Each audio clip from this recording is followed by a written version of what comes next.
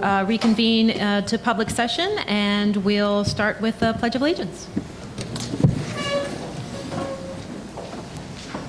I pledge allegiance to the flag of the United States of America and to the republic for which it stands, one nation, under God, indivisible, with liberty and justice for all. And we actually opened the meeting at 6:30 and did the roll call then, so I'm going to move on to item 7 on our agenda, which is communications. Linda, were there any other communications other than what's on the agenda? No, there were not. Okay. So we'll move on to the approval of minutes from the regular and executive session on December 14th and the regular reorganization meeting on January 4th. Is there any discussion about the minutes? Okay, seeing none, can I have a motion to approve the minutes? So moved. Second.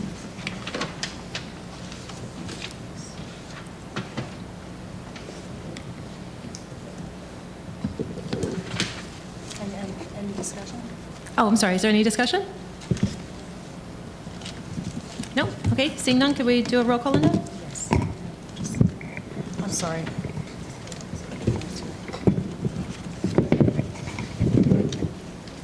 Ms. Byer? Yes. Ms. Cimarosti? Yes? Ms. Gowan? Yes. Mr. Magaziner? Yes. Ms. McFadden DiNicola? Yes. Ms. Richardson? Yes. We're voting on the minutes. Oh, yes. Mr. Lazarus? Okay, great, so we'll move on to the superintendent's report. That's my pleasure to open up to our seniors, our student representatives, for their report. Okay, lots of good news.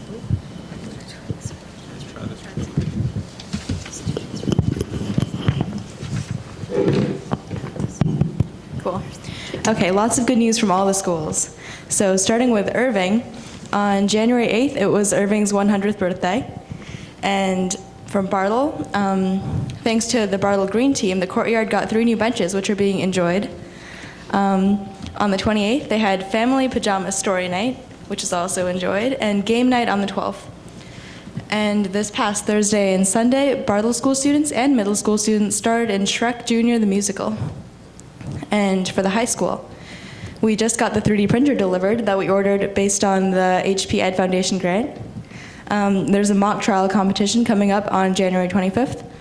The construction in the weight room, which is old weight room, which is now the robotics room and middle school ESL, is nearly complete.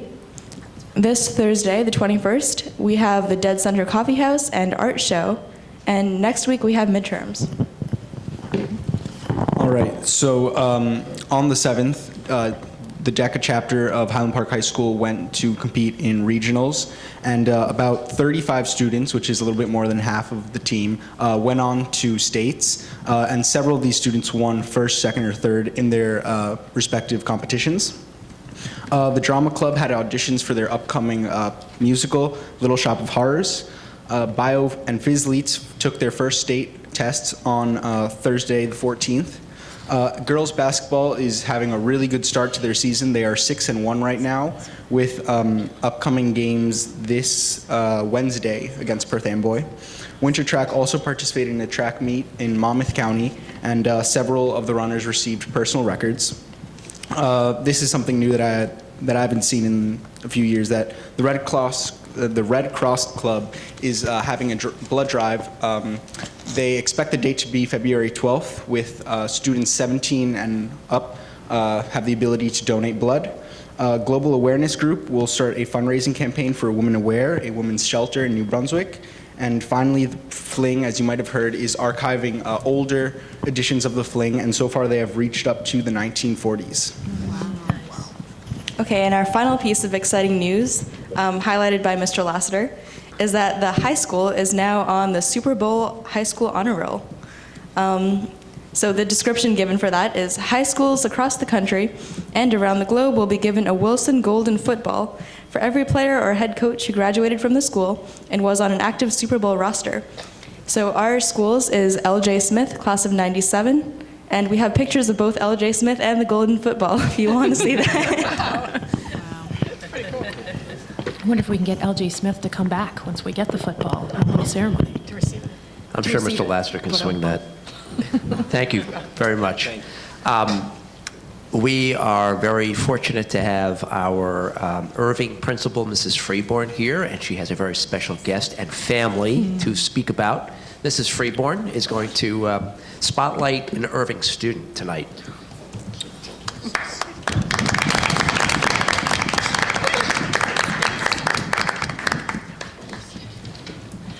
Good evening, everyone. I wanted to introduce to you my friend Dorian. Dorian is a first grader at Irving Primary School, and he is in Miss Lucas's class. He is a happy, kind student, and he is always wearing a smile.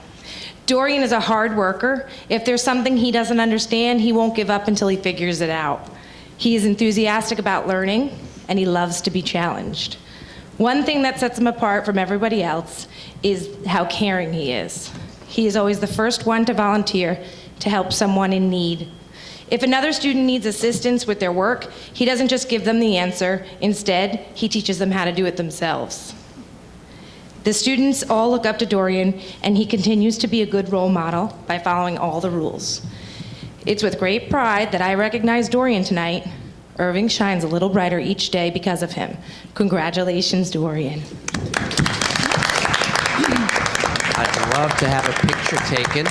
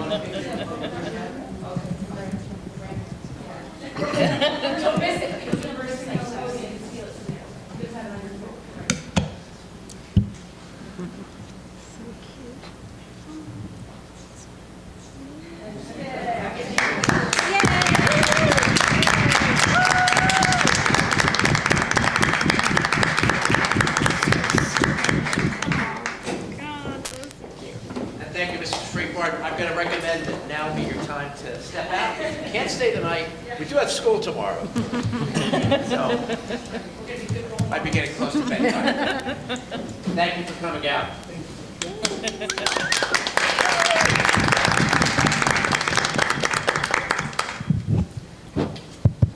The next portion of my report has to do with the goals that I have been having the entire district work towards achieving, the main goal being to promote student achievement. As I pointed out at the last meeting, it's time now for me to focus on instructional leadership and specifically how to elevate the quality of curriculum, instruction, professional development, and assessment.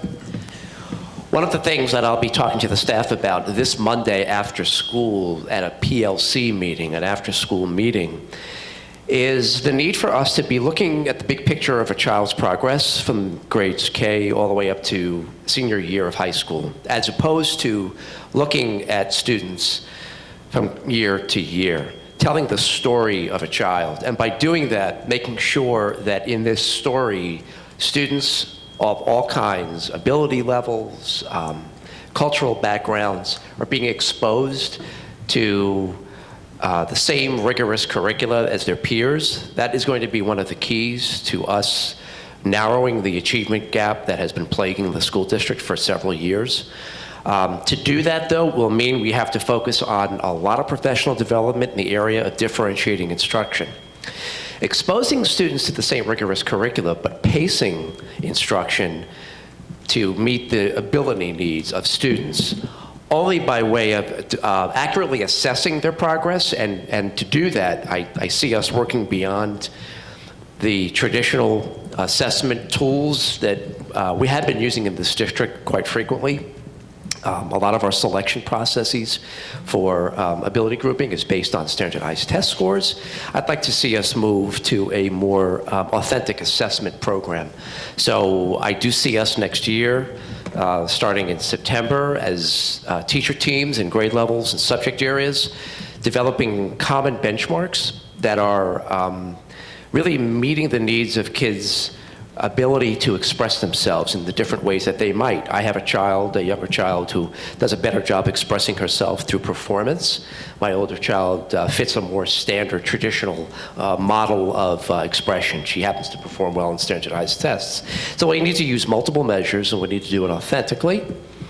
And re-engage our students so that not only are they all being exposed to the same rigorous curricula, met at their pace, but also see a new energy and a new love for learning. I see project-based learning be a main component to helping us do that. So these are all the things that I'll be discussing at length for the long term. But the short term is my immediate concern. Right now, I am wanting to look closely at the quality of our curricula, because I've spent 4 months in the district now. I've gotten into classrooms quite a bit. I've done a lot of reading. I've done a lot of listening in small groups, a lot with teachers and curriculum committees. And I see a common trend being the real big difference we have in our curriculum between what Heidi Hayes-Jacobs, a curriculum guru in the field, calls intended curriculum. That's the curriculum we write and we put on the shelf, and sometimes we actually implement. And the operational curriculum, the stuff that's actually being taught in the classroom. And when there's a disconnect, as there definitely is here in Highland Park based on my observations, lots of things happen.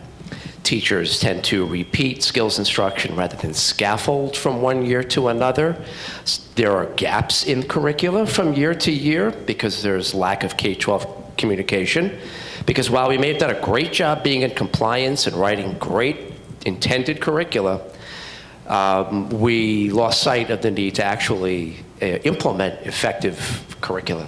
So what I have started to do is meet in small groups with curriculum committees bound around content areas. And the first meeting I had that really dug deep into curricula has been in science, because science right now needs to be revised so we are aligned to the next generation science standards. Take you very quickly through what curriculum revision will look like. So one thing missing in our programs is any real coherence that I can see, at least on paper, and it is being translated somewhat in the classroom based on what I see, to the scope and sequence of our program. So we might say we're going to teach all of these things we want to teach in a certain area like science, but because we haven't framed it out over a 40-week school, or 38-week actually, school timeline, we don't have a realistic sense if we can get to all the stuff, if we can get to all the content. So a couple of things get lost. One, we don't get to all that rigorous curricula. Two, we miss out on digging deeper, more depth rather than having to get to the breadth of all the things we're supposed to teach. So without this coherence, those things happen. That's happening right now. So one of the things we will be doing in curriculum committees between now and through the summer, when we write curricula and we match the intended to the operational curricula, is we're going to develop scope and sequence charts. And we're going to do this together, not in isolation. I'll be meeting for a full day during the school year with a K-12 curriculum committee and pairing up K-1 people, 2-3 people, 4-5. They're actually starting to do this in small groups now in their PLCs. The other important thing we're going to do even before we start writing is conduct a curriculum data analysis. We're going to take a chart, what I call a topic, scope, and sequence chart, and we're actually going to map out the operational curriculum, what we're actually teaching right now, before we even start this scope and sequence development work. And here's an example of a topic, scope, and sequence chart that I engaged a previous districts group in. It's moving around a lot, but essentially what you see here at the top is all the grade levels. To the left, all of the major topics. In this case, it's science. The topics are based on at the time, what were the New Jersey Core Curriculum Content Standards. And then we, as a K-12 group, 13 of us, sitting around a table, and there were some special educators at that table too, we identified what we actually teach. And the holes were very obvious. We might introduce sound through vibrations in one grade, but then we never get to it until 5th, 6th, or 7th grade. So this data analysis will eventually lead to our developing scope and sequence charts that'll take us to that last step, which will be the development of something called unit plans, actual plans that teachers can take from the curriculum they've written and implement in the classroom. So I'll be helping them, and eventually, hopefully a supervisor of curriculum instruction will support me in these efforts. I'll be taking them through this process so they can not only be promoting a common language among students K-12, but be sure that we're hitting the topics our students need to learn, better understand, and also scaffold, dig deeper into the things we want them to build upon. We can do this for science now. I'm going to be working with my language arts committee next, and then math will be the third piece, and then social studies, and I've got a health and PE curriculum group I'm working with soon, special subjects. But there has to be some kind of a vision or a strategy to doing this over the long term. And that's why I'm going to be presenting to the board a 5-year curriculum revision cycle that's going to look something like this. We'll map out the steps we have to take to research best practices in the area of certain contents, design that curricula, implement it, and provide professional development that monitor the effectiveness of the curricula and whether, in fact, we're truly delivering what we said we want to deliver. And then we're going to evaluate it and do this on a 5-year cycle. And we can align this 5-year curriculum vision cycle with our textbook adoption process as well. That's another thing I've noticed is lacking. The most up-to-date texts in certain areas. We're good in certain places, in certain schools, and then we're not so good in other areas, outdated texts. And I think part of that stems from not having, as far as I can tell, in recent years, any kind of long-term strategy. So before I get to talking about PARC, which is the next part of my agenda, I'd like to entertain any questions from the board about what I just spoke about. It's a mouthful. Is there a timeline that you have set up? I don't know if this is wrong here, but just need to bring it closer. Bring it, can you hold it closer? Oh, no, you can't. Kind of, yeah. Put them out of How about that? I just wanted to know if there was a timeline with which to make the charts that you were referring to so that the curriculum would be in place later this year or for the following. That's a great question. I haven't developed the timeline yet, but I want to do it very soon. What I'm doing first is meeting with all my curriculum committees to take stock of what our most pressing needs are. I knew off the bat that science was something I had to address right away because of the next generation standards. We are supposed to, in order to be in compliance, having our curricula aligned to those standards ready to go by this September. So that's my most immediate need. And then, as the teachers will tell you, I have meetings set up with every other curriculum committee I've developed between now and like early March. Probably sometime in mid-March, after I've listened to what they have to say, I will map out this plan based on what are the most pressing needs. Okay. All right, thank you.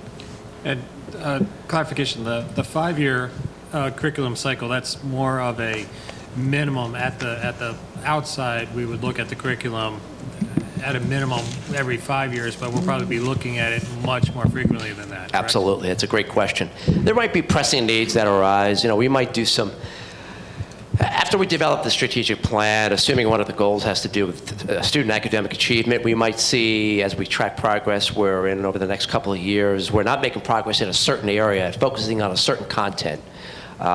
We may need to go back to the 5-year cycle. It's a living document, tweak it so that we can revisit a particular program. Compliance standards might change the way the Department of Education works. It could be on a year-to-year basis. So we may have to go back to that 5-year cycle again and tweak it. And I'm assuming that any curriculum cycle that we come up with is also going to have to be closely aligned with looking at our technology plan, because depending on what the curricular needs are, it may mean different technological needs. And Absolutely. But I must tell you, your timing is perfect. We actually just had our technology curriculum committee meet for the first time today after school. What we recognized is we have a technology plan, but it's not very specific. So and what we've always found is it's not particularly tied to the curriculum either. It's always been based on, like, we need X number in each class, but it wasn't ever there was not a lot of discussion about how that tied into the curriculum, and that's the piece that I would really like to see. I don't want to just have them there to have them there. How are the kids using them, and how are they supplementing their I'll give you a great experiences? If example. they're not, what do we need them there for? So language arts right now there's a real disconnect in language arts, especially between Irving and Bartle. Irving has adopted Teachers College writing workshop, and they're shifting towards a reading workshop model.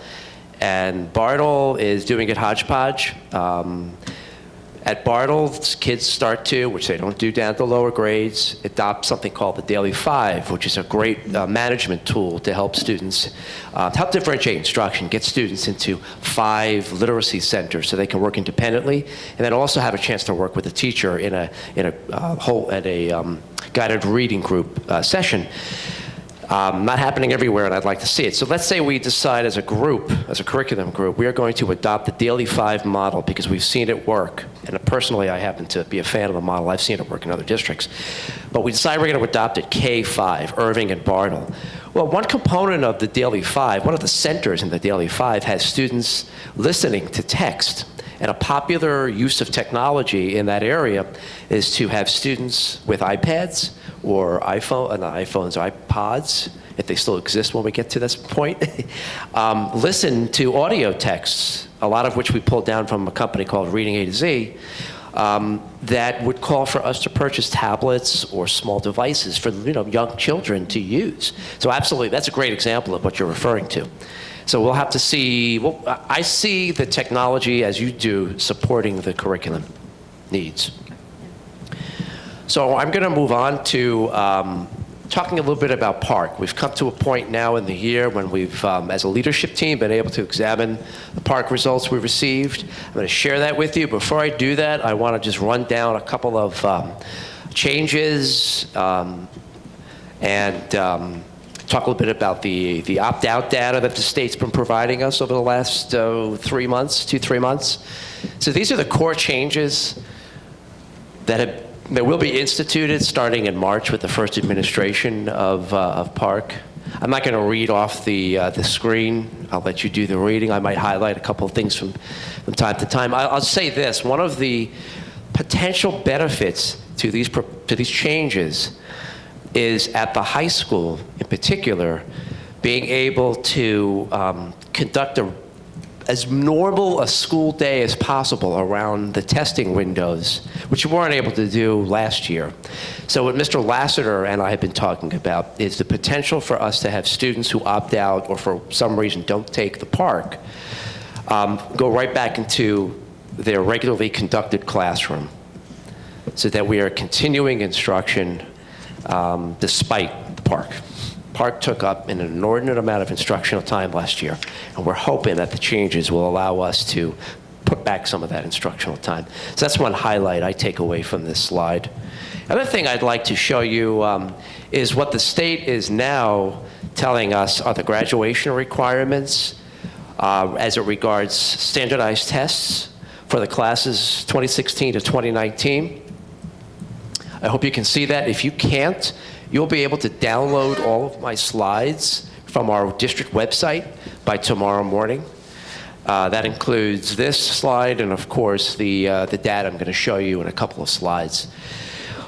I do want to point out that we have 8 students right now, seniors, who don't fit into any of these neat categories. What this chart shows you, if you can't see in the back, are the different types of standardized tests that are out there, including the SAT, the ACT, something called the AccuPlacer, which a lot of colleges use to help place incoming students in their classes. We do have 8 students who don't fit in neatly to this chart. We believe 7 of those 8 students will actually qualify through a different test, the ASVAB, A-S-V-A-B. It's a military recruitment test, entrance test.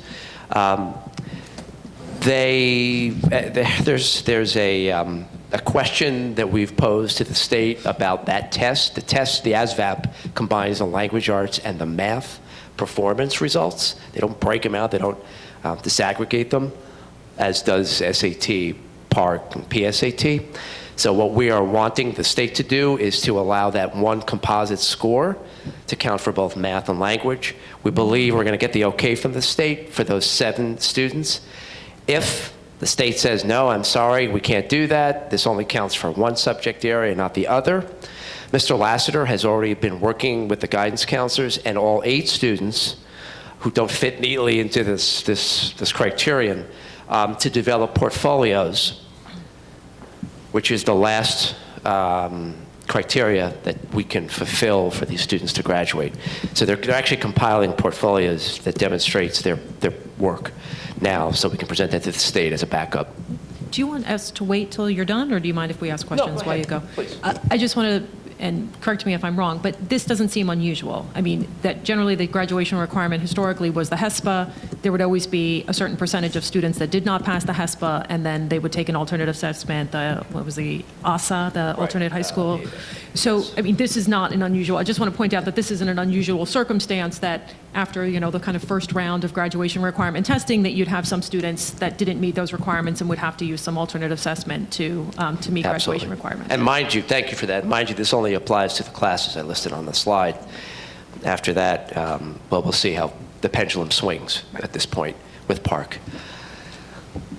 So I'd like now to talk a little bit about the opt-out data the state's has given us. I thought it would be worthy of sharing this with the board and the community because there was a movement to allow students to opt out of the test, and we never really knew what happened after that. I mean, how many students here in Highland Park opted out total? I'm going to share that with you in a second, so I thought this would be good information for you to have. This is, for language arts, the percentage of students that the state is reporting statewide opted out of the test. Obviously, you see the trend. This is the data of students, or that speaks to students, percentage of students who opted out of the math test statewide. Now, just keep in the back of your head some of the numbers you're looking at. I'll go back to the previous slide, because in the next slide, I'm going to show you our averages by school, not by grade. So you can see here in, this would be Bartle. I'd say the average is something like, 5.1, 5.2%. Then at the middle school, it climbs probably something closer to like the 9% range average. And at the high school, it jumps. I've got to say, it's probably around like right here, around the 20% range. So here's, that's just for language arts, but math is very similar. As you can see, the trend is similar. Here's our data. The numbers are very similar in each of our schools. We're hovering at about, on average, 14.5% of an opt-out rate on average. So we definitely exceed the state average at Bartle. We're almost there with the middle school, and we're well below the average opt-out rate at the high school. I can't explain it. Maybe next meeting I'll have an explanation for you, but for now I'm just presenting the data. So let's talk about the performance results. How did we fare in comparison to the state and to the 11 other states at the time? We're now down to 9 states. Am I right about that, Darcy? 6. Oh. We're down to 6. Well, since I Googled it last, and counting. It's so, we went 26 to 6. It's so this data I'm going to show you is based on an 11-state consortium at the time. I'm going to show you the data. I'm not going to speak much about it. I'll let you look at it, digest it. I'm going to show you 3 slides. The first, and one for each school. This first slide is Bartle data.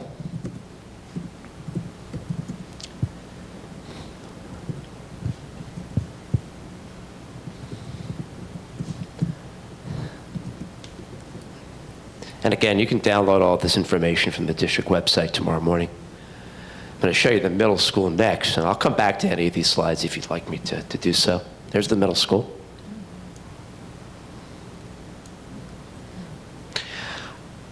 I will say this. I don't believe in the authenticity of this data for a couple of reasons. One, 14% of our students didn't take this test. So I'm concerned about the reliability and validity of the scores. Second, because this is the first year of implementation, it's baseline data, so we have really little or nothing to compare to previous years. And third, unfortunately, the decreasing number of states that are part of this consortium it concerns me and may speak to a larger problem that we're going to slowly uncover. But be that as it may, whether you question the reliability and validity of the data or not, there are a couple of trends that do symbolize the problem that I'm seeing in my 4th month. For instance, keep in mind that at the middle school, our highest achieving students, according to the narrow criteria we currently use to identify those highest achieving students at the middle school, take algebra and geometry. So if you're in 8th grade and you're at the top of the math heap, not the top, if you're at the top of the math heap, you're taking geometry with some of our high school students. But if you're a high achieving 8th grader, you're likely going to be taking algebra, especially if you're on that track. You took pre-algebra in 7th grade and general math in 6th grade. Notice the difference in our scores compared to the state and nation, as opposed to the difference in the scores that, between the students who are considered on level or underperforming, below level, and the state and the nation. And I'll let you do some deductive reasoning. What's going on here? We see it also with, we see it somewhat with the high school. Although it's a little more difficult, more challenging to read into this story than it is with middle school, because I can't tell you, unless I really disaggregated the data, if our highest achieving students are taking Algebra 2, because Algebra 2 is a requirement for high school students. So this includes a whole range of students by ability group. Whereas middle school, I know, in this case, Algebra 1 and Geometry, these are my highest performing students. Again, according to the narrow criteria that we're using to determine who those highest achievers are. Hope that makes sense. I'm going to go back to the high school while you ask a question. Math 8, that's general math, right? Math 8, yes. Okay, so that would be all of the kids taking that. So these are all the students who are either considered on level or below level. So it looks to me like there's a tremendous, I don't want to say inequality because that's not the right word, but an absolute gap in test scores. I don't know about achievement. I don't want to say achievement or talent or, work ethic. There's a gap in test scores. What are we doing with that? You very well could be right about that. We don't know for sure. Again, I wish this were more reliable and valid data, but because I have seen visually, I've observed, and I've listened enough over the last 4 months to say what you're saying is pretty accurate.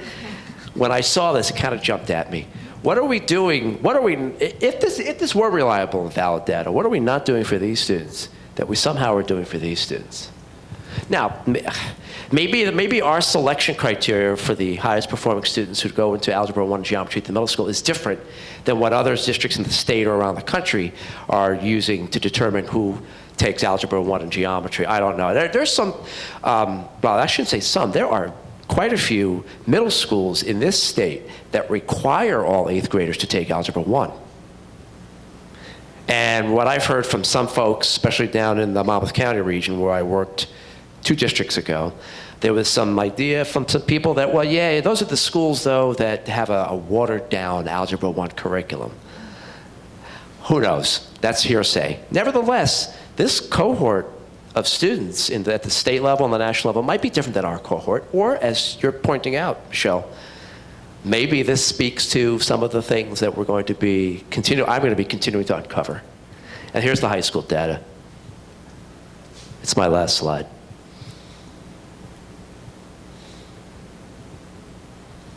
Now, from a purely compliance point of view, while the state hasn't provided any details as to how we'll be rated or evaluated according to this data, it does seem that we've performed fairly well, especially at Bartle, as you compare to the state and the nation. We have not gotten, we being the school districts around the state, have not gotten any other data from the state except for this data. We have not gotten any of our peer group data yet. I anticipate that'll be coming out soon, ahead of the spring report card that the DOE publishes. And in the middle school, despite these issues here, this discrepancy, for the most part, we have outperformed our peers around the state and the nation. And in the high school, except for Algebra 1 and Geometry, again, we've outperformed our state Yeah, and nation peers. I'm going to have to go back and look at it, but Michelle, do you remember when we were at workshop and we went to Barry Ehrlichson's presentation, who's, the data person for the state? She presented very similar data with the Math 8 and Algebra 1 on a statewide basis. And I'm trying to, there was something very specific that she said about why they saw that same score gap statewide. And I can't find it on the website right now, but I'll go back and look at it. But there was a rationale that the state had kind of developed for why they were seeing that score discrepancy. Now, clearly, it looks a little bit larger for us than it does necessarily for the statewide scores. But I think she also talked about just like a smaller data set, that there were less 8th grade students in the states that were taking the Math 8 as opposed to the Algebra 1, and that there were a few. And for us, that might really be the case, that it's a much smaller data set for the kids taking the Math 8, which would make it a little more volatile. I have pictures of the slides that she posted. We'll have to go back and look. Yeah, we'll definitely go back and look, but I do remember that she had said something about the fact that there was tracking happening at certain grade levels at that age. That they Is your were mic on? Is my mic on? I don't think it is. No, it is, okay. Oh. I think there was some kind of reference to tracking. I don't know. I just, We'll go back and look. yeah, we'll have to look at the, If it hasn't already been publicly stated, I'll state it here and now. We are not using park data to place students. We're not using it to, we're not using it to do anything more than look at potential remediation needs. The teachers and the leadership team are still trying to determine validity and reliability. And one way we're doing that is to compare this data with our own internal benchmark data. Or the quizzes, or the tests, or the projects, or whatever performance assessments we're administering, matching up to what we're seeing, what trends we're seeing with the park data. At the next meeting, I hope, this is part one, I hope at the next meeting, if not at the March meeting, to bring you more of a breakdown by subgroup of our performance. But tonight, I just wanted to share the big picture with you, okay? And did you already have a plan for how you were, the high school was going to administer the test this year? Is it going to be during class time? Is it going to be?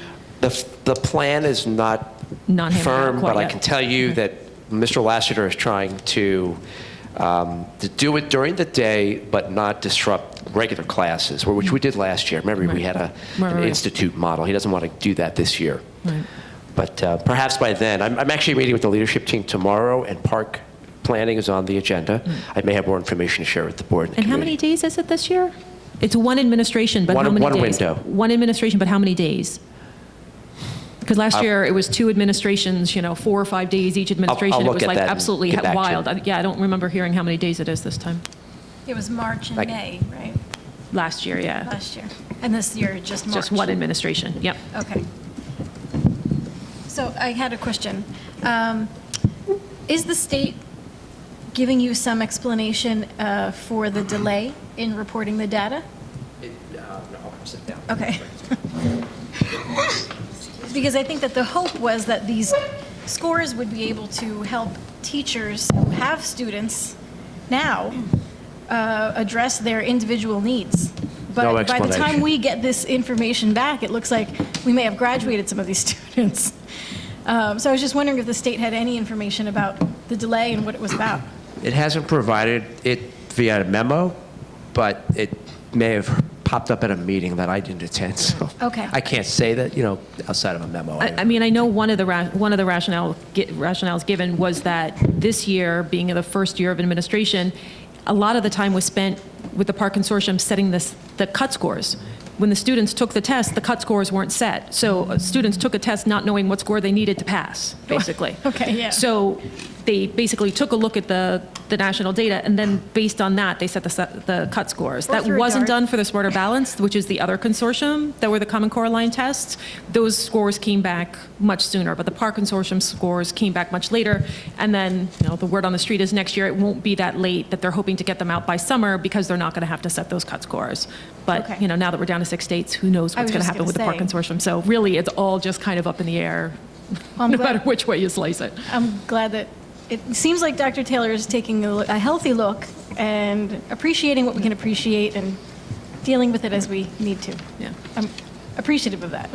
Yeah, and I think a lot of districts are. I happened to go to a Monroe board meeting last week, and it was very similar, just kind of like, we're not really using these for anything. This is one of many indicators. I think most districts have kind of just, there's not a lot you can do with it. I mean, when you get scores on a test a kid took last year, In January, there's February. not a lot of useful information. And again, the reliability and validity is questionable. Right.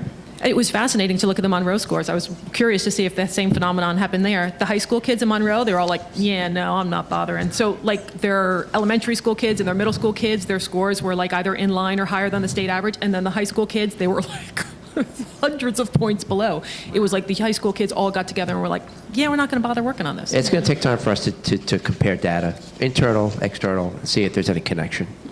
Yeah. My question, second question was, have any of the parents received back scores? Any test scores at all? Because I know in other districts, some parents were reporting that their kids who had opted out of the test had actually received reports that their child had gotten like a 736. And so I was wondering if any of that happened in Highland Park. We didn't, I intentionally did not send a form letter that I was provided by the Department of Ed that stated you didn't get a score because. So no, families whose children opted out did not receive anything. Good, okay. Now, I mean, I'm welcome to input if that made for confusion, but I just felt that it was pretty obvious that if your child didn't take the test, you're not going to get a score. You would think, yeah. But apparently in other districts that did happen, so. Just to clarify, some high school students did receive scores. I know I received scores, and a few of my friends have. So I think they were sent out to at least some students. Okay. If you took it. If you took it, right? Right. Did anybody else have any questions for Dr. Taylor on the park reports? Just a comment, I guess. I mean, it is very interesting. You said some of the sixth grade data and I think the eighth grade math, I'm forgetting now which one had the reversal of the bars, that comports with some of your observations. That to me makes that particular data more interesting, more helpful. Yeah. So obviously there are concerns throughout the community about whether those students are being served as well.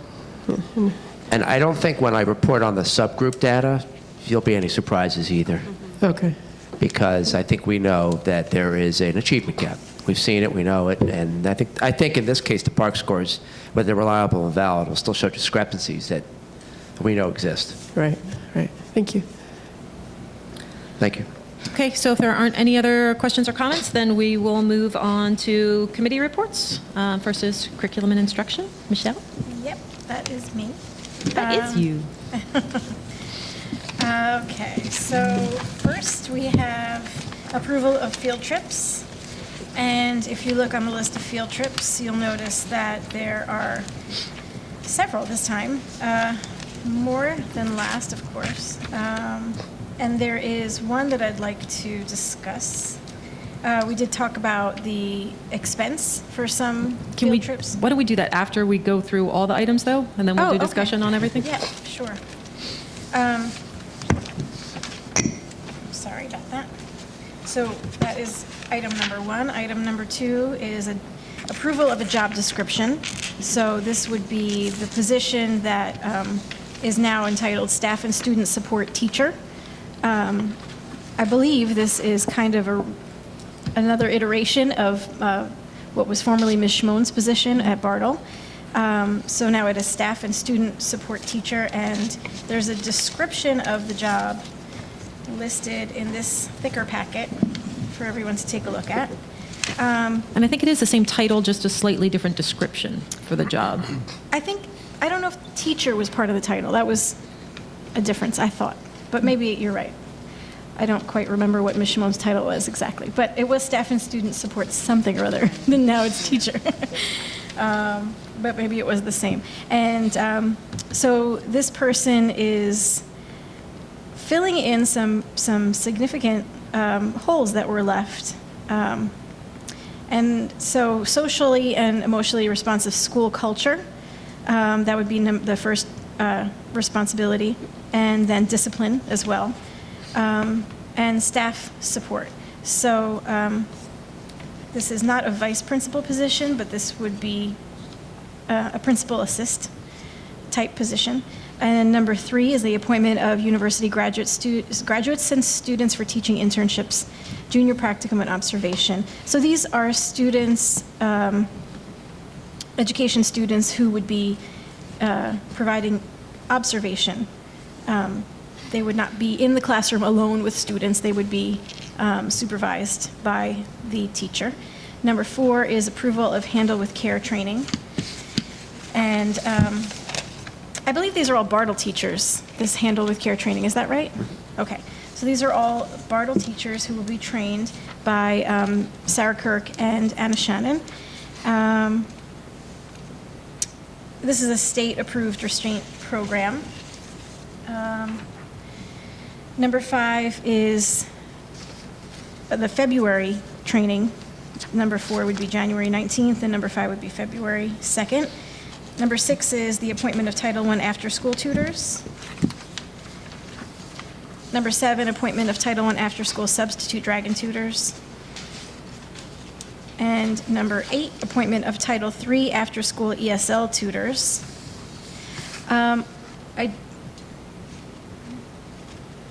No, sorry, that comes later. Number 9, appointment of Title III after-school ESL tutors. 10, approval of Title III parent night teachers. 11, approval of Title III parent night paraprofessional. Number 12 is appointment of Title I and Title III program coordinators. And I believe that that is something that you were telling me, Dr. Taylor, would be taking some responsibility off of the shoulders of, gosh, now I blanked on her name. Mrs. Knapp. Mrs. Knapp, thank you, who is Sure. soon to be leaving on maternity leave. Yep. Yes. 13, appointment of Title I credit recovery teacher. Number 14, appointment of Title I credit recovery substitute teacher. And number 15 is a dissertation project. And this is quite interesting. It's this student, Vivek Singh, not a Highland Park student, but a student who is writing his dissertation. The project is entitled The Transforming of Cyberbullying. And Mr. Singh will be investigating in the schools, talking to students about social media, messaging apps, location-based apps, et cetera, with focus groups during lunch. And I believe those are high school students, correct? And he's actually here. I'm going to ask that you wait until we go to public comment, and then you can come to the podium, talk a little bit more about your research. Thank you. Yeah, it looks very interesting. Number 16 is the approval of teen center programs. So these are interesting. A Lunar New Year celebration, and this is a student-initiated event with highlights of Asian culture through art, music, food, and traditional attire and dance. It's a free event scheduled for Friday, February 5th from 5:30 to 7:30 in the high school cafeteria. And the Female Empowerment Conference. This is open to middle school and high school students, female students, and their mothers or female role models who will be provided with community resources and ways to strengthen their support network. Topics such as identity formation, societal pressures, expectations, and other topics related to positive well-being will be discussed. Also a free event scheduled for Wednesday, February 17th, 5 to 7:30 in the high school cafeteria. And number 17 is approval of Young Gents Club. And that is, I believe this is a program that Ashton Burrell will be mentoring middle school male students who've been targeted at risk so that they have a safe place to discuss issues that are relevant to them and to seek guidance and support. So it's a program that's funded by the SBYSP funding and Title III funds. Number 18 is approval of the Highland Park Public School District Board of Education calendar of meetings, which has some changes, which I'm excited about. We will be conducting meetings at all 4 school locations at some point during the year, so that hopefully that will make it easier and more welcoming to the community to come out to our meetings. And I don't think that I missed anything, but I think there was thanks to the Teen Center for putting together the Teen Center programs in number 16 that was due. And I think that's it. Okay. Is there any discussion?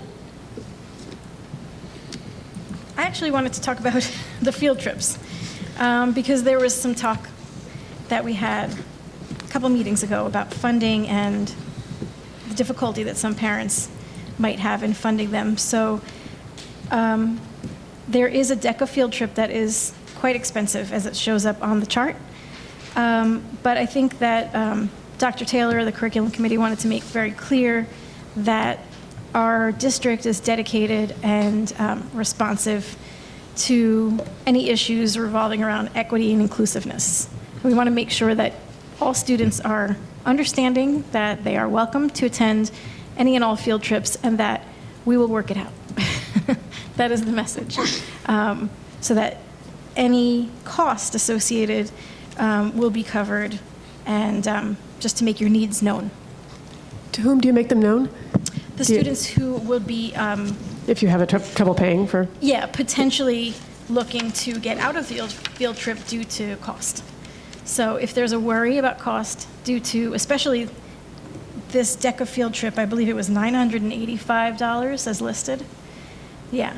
But to whom do the students talk? If someone is concerned they won't be able to go on a field trip, Good question. do students know who the contact person is? Or is it sort of a mysterious thing that they have to work out on their own? Oftentimes, our advisors work with Mrs. Asamoah in the Teen Center. Okay. Because one, Mrs. Asamoah is very creative finding funding sources, and two, she does have a good pulse on our lower income population. So she's aware of things like the DECA contests and who wants to go and who? Mrs. Harper and I have had a chat, and she's well aware. The protocol we put in place essentially is that our advisors will look at the list of students who would go on the trip to determine if any of them qualify for free and reduced lunch first. And then, of course, if through word of mouth they find out that a student directly tells an advisor, hey, I can't afford this trip, the advisor knows we have to do whatever it takes to include all of these kids. Wonderful. Do we think that students feel like that there are students in the school who feel like, well, I'm not going to try out for DECA or however one joins DECA because, they historically have these really expensive field trips? Or do people sort of, do you think there's a school culture of if you want to be involved, you can be involved? That's a good question. That's worthy of me asking Mrs. Harper in this case. DECA is wildly popular. Right, I know. But the question is, well, who's it popular with? right. Right. Yeah. And would it be popular with other people if they felt confident they'd be able to participate fully? I don't know. Well, that was my hope in making the announcement. Yes, no, thank you. As difficult as it is to talk about, financial difficulties, I think that there's some understanding that we would discuss on the phone, because that was a question that I had for Dr. Taylor during our meeting, was will Ms. Harper or other adults who are involved in designing the program approach the students and let them know that it's okay to come and ask, it's okay to talk about, or, let me know if you need anything. So I think that was the assurance that I had gotten. Yeah. Wonderful, wonderful. And I think DECA is one of the groups that does a tremendous amount of fundraising as well to try to minimize costs along the way. So we may approve something at $985, but that may come down tremendously based on fundraising that they do. Well, that was something that I had kind of missed. The $985 is what we need to approve. How that's paid for is not something that we approve. So the fundraising, and like you said, DECA is traditionally really responsive to The seniors will fundraising. tell you DECA is crazy with fundraising, right? They're Yeah, I just wanted to get in on this. Let me reassure you. Please. Yeah, so in recent years, DECA, I know that my freshman year to join JECA, you had to pay $50, but in recent years, since my sophomore year and up, they have been able to provide financial aid to all the students who want to join DECA, so there is no fee to join DECA. I also know that there's a tremendous amount of fundraising through the DECA school store that helps pay for these trips. I personally went on one of these trips, and I do know that I was provided financial aid. A lot of students are, and Ms. Harper gives you the opportunity to work in several events to help fundraise money to help everybody who does qualify for this national competition to go, because qualifying for nationals is a very big accomplishment, Yes. and she wants to make sure that everybody who gets this deserves to go. It's wonderful, thank you. Speaking of which, I was told by Dr. Taylor that we have an amazing amount of kids that qualified for the state tournament, 35. Wow. It's a very small Fantastic. school, right? So 35 is quite a bit. And that we've placed first in the regional. Is that right? Yes, and we have a first place winner, Alyssa Pilch, Ah. sophomore, who took first place from the whole tournament. Wonderful. And this is her first year in DECA, so. She's a natural. And I have to say, one of my fourth graders came home just beyond themselves excited because the DECA kids came to her classroom and talked to them, and she was jazzed about like these cool things you get to do when you're in DECA and these cool trips you get to go on. So they're planting the seeds very The young. big and- kids. Well, yeah. they're smart. They're very smart. Yeah, I hope Good they job, can Becca. go and visit each classroom, because that, I think, is really the best the best way to promote some of the more academic clubs and activities very broadly is to get kids excited very early on, and let them connect with the, juniors and the seniors, sophomores, juniors, seniors who are participating now. And so that they can see that there are people like them that are there. Right, absolutely. Oh, actually, that reminds me of something. I actually had a question for you guys I should have brought up earlier, which was based on a conversation I had with somebody who's in the audience on Sunday. When you guys go out to the different buildings to get information for your reports, do you interact with the students at all, or are you going directly to the administrators in the buildings? So up until now, it's been mostly email and mostly with administrators, but we have plans to actually go to the buildings and try to arrange like more student contact. Because someone was telling me that their daughter was in Bartle and like really getting interested in student council there, and I just thought that would just be such an amazing opportunity for you guys to go and chat with the Bartle kids who are doing student council. That would just be like such an inspiration for them to like talk to you guys and know that, information that they were giving you was then coming to the board table. That would just be this nice, interaction On behalf between of a Bartle student, you have no idea how cool you are. No idea. That's great. So I just wanted to throw that out there for you guys. Yeah, like I personally didn't know this position existed until I think my sophomore year, so it'd Yeah, be really cool to have exactly. it be earlier. Yep. Okay, are there any more comments or discussion on the curriculum committee report? Were we going to discuss the calendar, the changes to the calendar further? Yep, we can right now, if you'd like Okay. to. Oh, and I'm also going to cover it in my president's Oh, report. you are also so- gonna cover it? Yeah, but Okay, if you well, have we any can wait till questions or that point. concerns, okay. But that would be after we vote, yeah. So if you Oh. want, if there's anything you want clarification on before you vote on it, then now would be the perfect time. No, I think I got it. You got it, okay. I forgot to mention, though, that when we move to different locations, there's going to be a student performance. I did not realize until, Some kind of student recognition. yeah. Yeah. But, so each location will have kind of an event. So you don't want to miss it. For instance, Well, don't oversell it.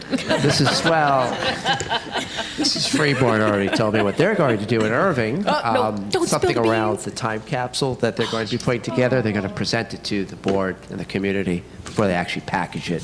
Stuff like that. Nice. What a teaser. Okay. So is that everything on curriculum and instruction? I think Okay. the one thing that I had heard from someone who was concerned about access was Bartle School. We're going to do it at the gym. Okay. So that answers Got it that. covered. Awesome. Thank you. Quick question. Yeah. I was asked, I think about a week ago, about whether students could be on the curriculum committee. Is that something that our district has ever done? I know some other schools have students on the curriculum writing committee and curriculum advisory committee. In my own opinion, that would be amazing. That's I think actually a that would be really fantastic cool. idea. Wow. All right, let me think about that. So I can see you working more closely with me and the teachers on the stuff that I presented tonight. because then I'm thinking you could give us input about what you thought worked and what didn't. That'd be cool. And I also heard from one of my other friends who does this sort of thing that a lot of schools also have a superintendent's, I'm forgetting the exact name, like advisory committee or something like that. And I think maybe that could be good at this school too. Like there are a lot of people interested in this type of meeting that don't necessarily go. So another I've got venue those would be too. nice. Maybe we ought to talk. Okay, I'll follow up with you, and then I can report back to the board on that. That's great stuff. Yeah, that's very exciting. Awesome. All right. I think Okay, ready we're for going. curriculum, yeah. Okay, so on to finance and facilities. Rob, right. Roslevich. On finance and facilities, items 1 through 10 are some of the regular items, the reports and bill lists. Items number 12 and 13, a very generous donation from the Landis family of a new clarinet and a used bass, which I'm very excited about. I know anytime another instrument's brought into the school, it's a good find for the program. Item number 14 is transfer of some funds, which I still don't quite understand, from No Child Left Behind funding that we had from fiscal year 15, which is then transferred over by state requirements, but we've already used most of that funding. So it's not really found money so much as just passing on, correct? Item number 15, it's quotes related to the HVAC systems for the reconfigured weight room, which is now the robotics and health classrooms, because one of the rooms did not have windows or ventilation, so it needed a new system, and the other one had a system that just really didn't work. 21 is switches and routers, old technology. Some of it, I think, is close to 16 years old. It's pretty old. So it's just decommissioning of equipment that we're no longer using, or actually does not meet the requirements that we have now. Item 22, many of us, or many of the district people, including our superintendent, use equipment that we cannot actually print to the printers that we have throughout the district, because we went to those printers that enabled us to get rid of printers in the individual classrooms. Copiers. Oh, copiers. Yeah, we went with copiers as well. We get rid of the printers in each and every room. And now this would allow us to expand the range of printing capability to those people who are bringing their own technology to the district, and some of the other computers that don't currently print to those copiers. So that way we can get rid of some of the printers that are a burden in some of the other classrooms. And then 23 is placements of classified students to different locations, correct? Special. Okay. And Okay. then, any questions? I think you got everything. Is there any discussion on any of the finance items? No? Okay, so we'll move on to personnel and communications. Sharice? All right. So on the agenda, you have some things that are sort of your regular bits and pieces, source for teachers lists, different requests for leave and maternity placements. I'd like to read into changes, though, at item number 5. Martha McLaughlin, the newspaper stipend amount is to be prorated.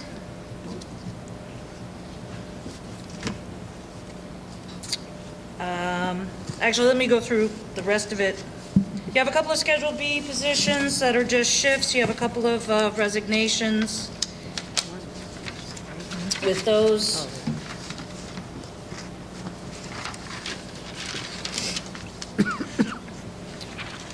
the one Schedule B, let's see, the Schedule B positions are the ones that are 2 years volunteer. The swim, I'm sorry, I'm on number 8. Agenda item number 8, which is the volunteer swim coach, Maureen Rexer. And this position here is the swim coach title does not appear on the Schedule B list. So this is a 2-year, this is her 2nd year as a volunteer. If it goes to a 3rd year as a volunteer, it does have to become a paid position. That is something that we need to be aware of going forward, but this is a volunteer position for this year. Okay. 9, 10, and 11 all sort of come together as a flowing package. So Kim Bevilacqua Crane, who was the full-time art teacher at Bartle School, has been named the new staff and student support teacher at Bartle, effective January 20th.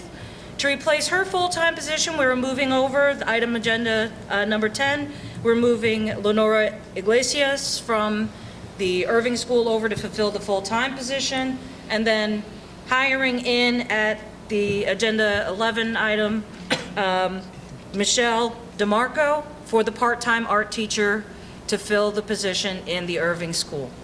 Okay, so it's just sort of a 1, 2, 3 shuffle and shuffle ball change. But it's all, these are good things. The position, the staff and student support position has been a position that's been open for quite a long time.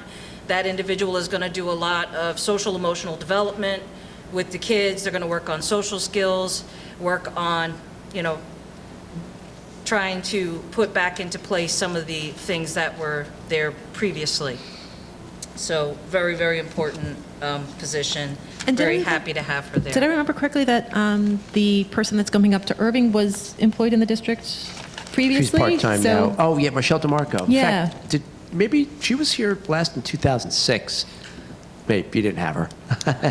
But she is, rock Right. star of a So I teacher. love that that's like somebody who's coming back to the district, which is really nice. So She these took are the all charge. people who are, are Invested. Yes, thank you. That's the word I was looking And not afraid to return. Yes. Okay, so we then have some maternity replacements, items 12 through 14. Some really fantastic looking candidates, some that are fresh out of program, some that have served with us previously. So it, looks like a really good crop of folks to come in and help us out for a while. Moving up to item agenda, let's see, 15 was the paraprofessional lunch aid. And then we have our intervention specialist, Yen Chu. Now, Yen Chu was already here and working at the middle school, and will now be accepting a position pending this vote as intervention specialist, working in the middle school again. And we'll have, let's see,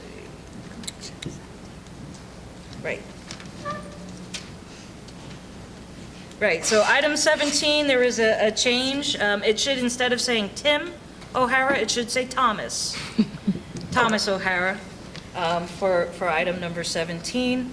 And he will be the substitute music teacher as Mr. Presti takes his position as the president of the HPEA. He is, within his contract, it is stipulated that he will receive 3 hours of prep time every week. So those 3 hours of prep time will be covered an hour at a time on 3 different days so that he's given release time to do what he needs to do. And our students will get continued coverage of their music instruction from someone who is a music instructor. So it's a good way to build in. We have that sub hired to cover those lessons, which will be at the end of the day, three of the days during the week.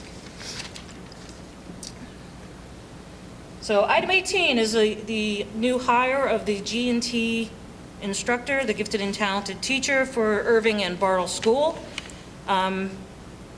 We have Teresa Schaefer-Dolan, who's joining us as our G&T instructor. This is a permanent position. It does fill the state mandated position or the state mandated requirement that we provide G&T instruction for all of our students. And the way that the position will work for the remainder of this year, basically, as has been described to me, is that we will continue with what was started in 2014-15, where we will conduct enrichment push-in into all of the classrooms with individual pull-out for students as well.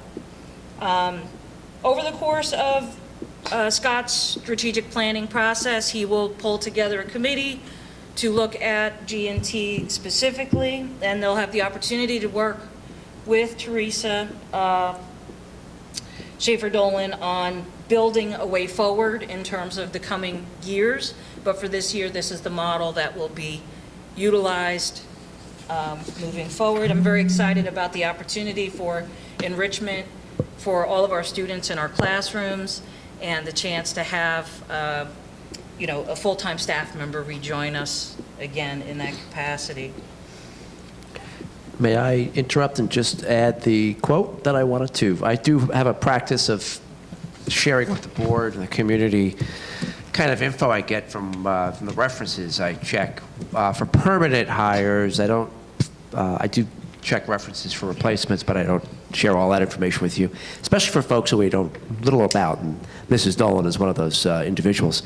Spoke to Vanessa Jones, her most recent direct supervisor, who spoke of Teresa as being so self-directed, many progressive teaching ideologies, background in social justice and community activism was brought to her classroom. She started a global read around with a school in Japan. This supervisor admired how she was able to weave all of these things into her lessons. She always went above and beyond, and if there was an event, she was always there. Ms. Dolan is also a resident, so I have a feeling she's going to be there quite a bit. And a parent in the district, which is great. Thank you.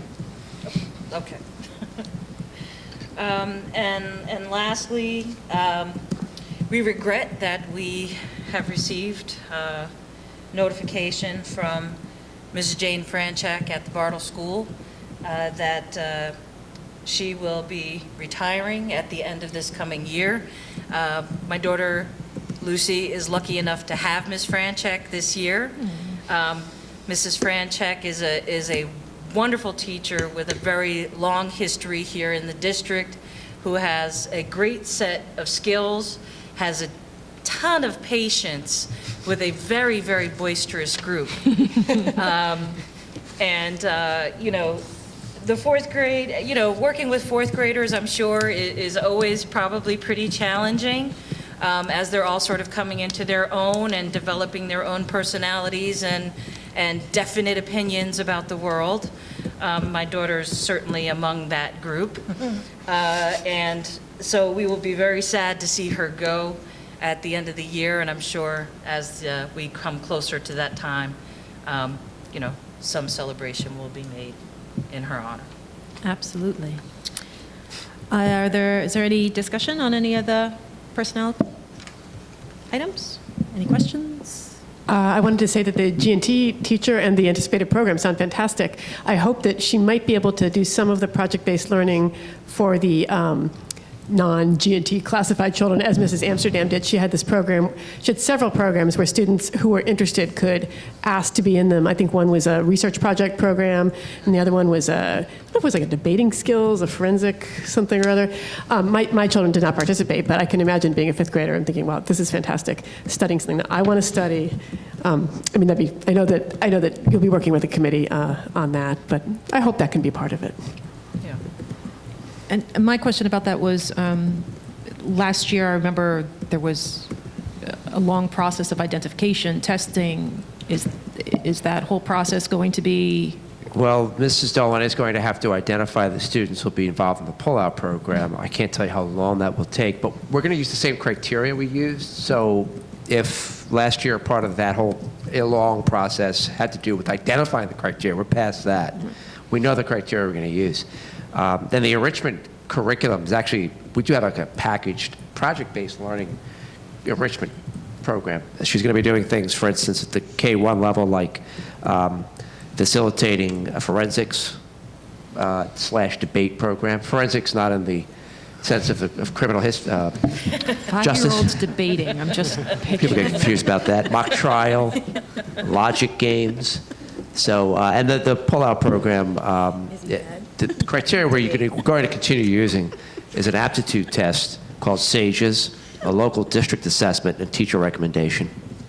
And will students be invited? Oh, I see. They'll be invited to take the SAGEs based on teacher recommendation, or will students be encouraged to? How will students take the SAGEs? I believe, like I've asked this question before, in our district, we have administered SAGEs to all students Oh, great. Okay. who, I think in grades 3 to 5, Great. who potentially be part of the pull-out program. Wonderful. So, I'm sorry. I'm sorry, I believe, but I want to follow up with you. I mean, Get back last to you year, I on that. remember there was a significant outreach to parents where letters were sent home. I mean, and of course, if a letter gets sent home for something like this, it needs to be in multiple languages so that all parents in the district are notified that this program is available and that if they want to put their children forward. I mean, that's how it worked last time, was that parents put their children forward. And then from those parental, I hate to call that a recommendation, but, parent requests, then those children were screened, and then based on those screenings, the children were selected. I do want to just note, though, that that's problematic. Absolutely. That is very problematic, because if a parent misses a notice, Right. Or the notice never comes out of the backpack, or whatever it's the not case might be, translated. or it's not translated into another language, they're or if busy. the parent just is not someone who is going to assume that they have the authority to assess their child, Yeah. you may miss out on a child who is very gifted and will not make the program because their parent won't have recommended them. Right. Well, and And so that needs to be built in as a safeguard with the program, with how students are selected. I also hope that there will be opportunity for students who are gifted in one area but not the other, who may test high on a math scale but not a English language arts, or vice versa, to be able to participate in some pull-out, or push-in or whatever, but to have that opportunity for enrichment as well. Just because you're not gifted on both sides of the aisle should not mean that you don't get to be challenged in the area where you are gifted. Right, that kid is still bored in math, if they don't get into the program, right? Right, or English language arts. Right, right, either one, right. I mean, setting aside the question of who's bored in any event. I'll report back to the board in a very lengthy email you're going to get in the next 2 days, which includes this more information about this. Yeah, I mean, to Sharice's point, I mean, my thought would be if you send something home, it's almost got to be you have to get a response back from every parent, whether it be a yes or a no. You can't just take the yeses. You need to know that each parent has received that. And When I first entered my children into the district, I naively thought that all of the students were screened without my involvement. And I don't know that that's the way it worked when I first put my children into the district, but I would like to think that that's ideal. Right. That you send your child to school and you put them in the hands of the professionals, and that you work with the professionals according to their guidance, their recommendation. Some kids are not noticed for their giftedness because their giftedness might be in public speaking. It might be in athletics. It might be in, social emotional areas. So I look forward to seeing what Teresa can do. But I think there's a lot of discussion that's going to have to take place to get it right. I'll just say this, that I don't foresee making drastic changes this year, only because we're going to be into March by the time we actually implement this program. Sure. And we've been remiss in serving enrichment and gifted needs since September. But I do anticipate the strategic planning process is going to flesh a lot of these core issues out. It's a big topic. It's a big, because the bigger issue, and I think I pointed this out to you, Darcy, a couple months ago, is ability grouping. How are we grouping our students from K-12, not just the middle school? So I think this is a bigger issue. Oh, sure. Yeah. But yeah, to Sharice's point is, there are lots of children that are, twice gifted is what they call them. Twice exceptional. Twice exceptional, sorry. And, they might not always get the red flag, where you are gifted, I just really, my main interest is to make sure that every child in this district is given a challenging, given the opportunities to experience the challenge of what it is that interests them. And I think there are a lot of ways that can do that. I leave that to the educators to figure out what is most appropriate. But, you know, every child needs to be met at the place where they are. So, you know, that's no less true for our G&T students than it is for our struggling students in our district. And I think that it's important that we provide those opportunities, you know, kind of across the board. Yeah, I couldn't agree more, because I think some of the gifted students are struggling students, and Sometimes they're they are. They're not all accelerating at the Being same. bored doesn't help you. No. So it's good that we're getting this in place Yeah. where we really need it. And a permanent position is really great. Thank And you. actually, to the point of, you know, meeting all of our students' needs, Scott, I was hoping you could give us just a little bit more information about the intervention specialist position at the middle school and what that position, what that person will be doing.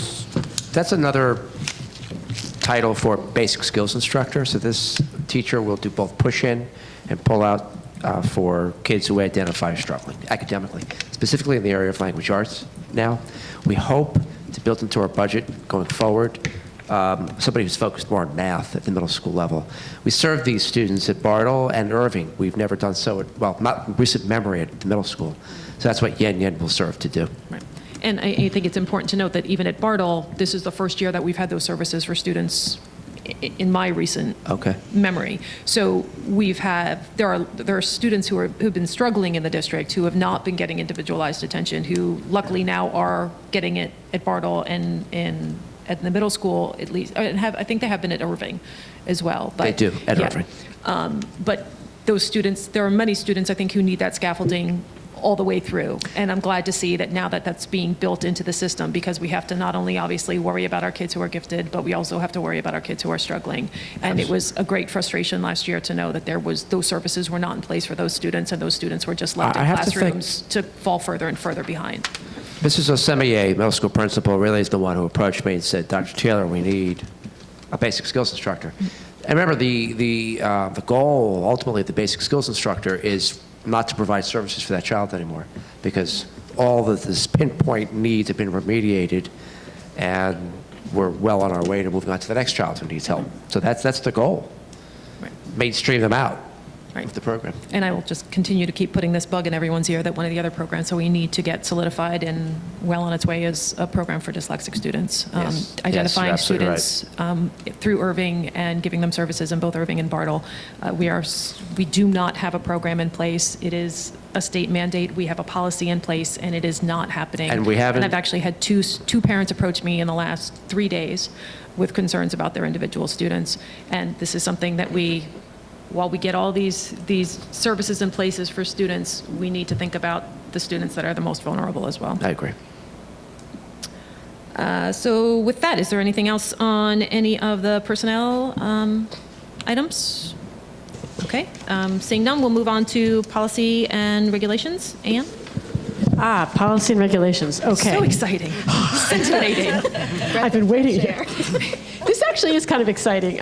So for the past number of years, I'm estimating maybe 10 years, so the history's not clear, we have had on our books a policy that requires us to review all of our policies every 2 years. Now, our policy manual is, if you have it on paper, it's about this thick. It is huge. It's mammoth.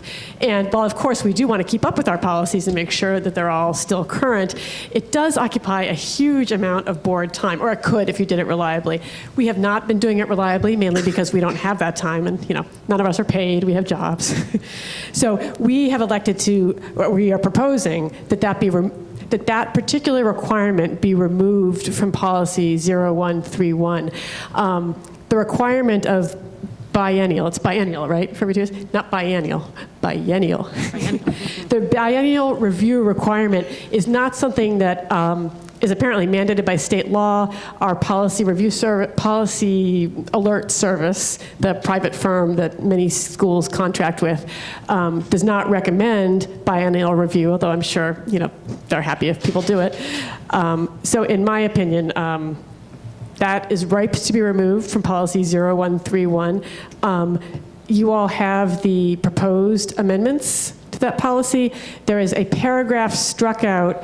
I would propose, I'm going to move that we also strike out the following paragraph. Let me get the policy in my hand so I can be more clear. That's the one saying that we have to report based on the year that we're reviewing the policies, correct? Report based on the year? I'm sorry, say Yeah, again? it's each committee shall report out regularly on the status of its review during a policy review year. So it's basically tied to the paragraph above, so you're saying to get rid of that.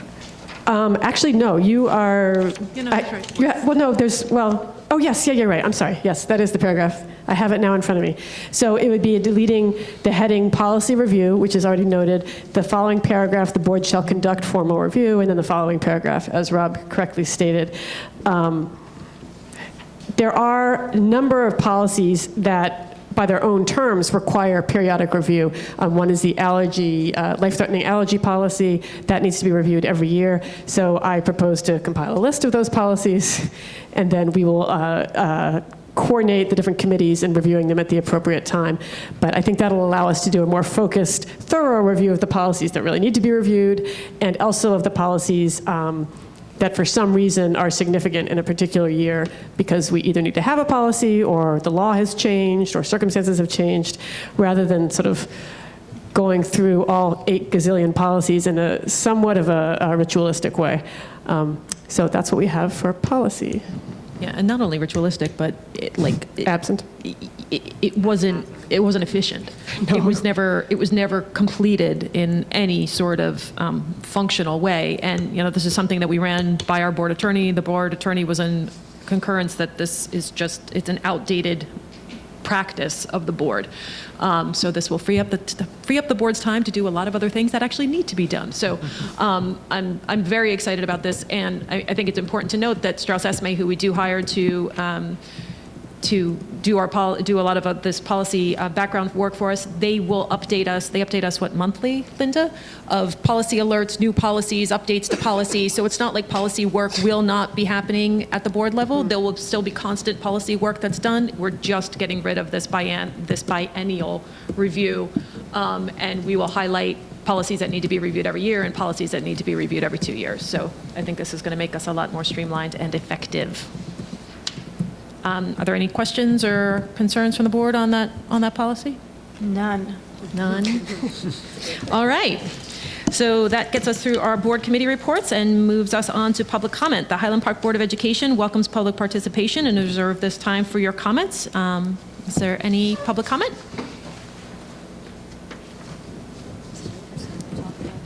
Yeah, if you have public comment, head up to the podium, and there should be a sheet up there. Write your name and your address and state it for us before you. Oh, yeah. We're very formal here, Paula. My glasses.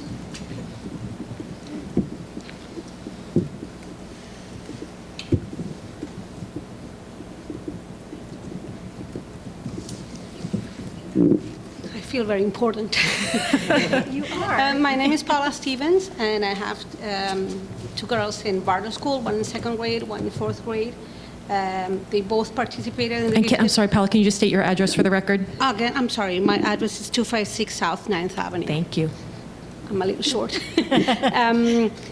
My 4th grader participated in the Gifted and Talented program last year, for the first year. So I think it's great that we have now a staff in place, and also the support staff, the art teacher position. Mm-hmm. So I was wondering how the art teacher is going to move from art to such an important position now, that it implies social support, emotional development. I'm sure that during the interview process you saw that she has all the requirements to fulfill that position.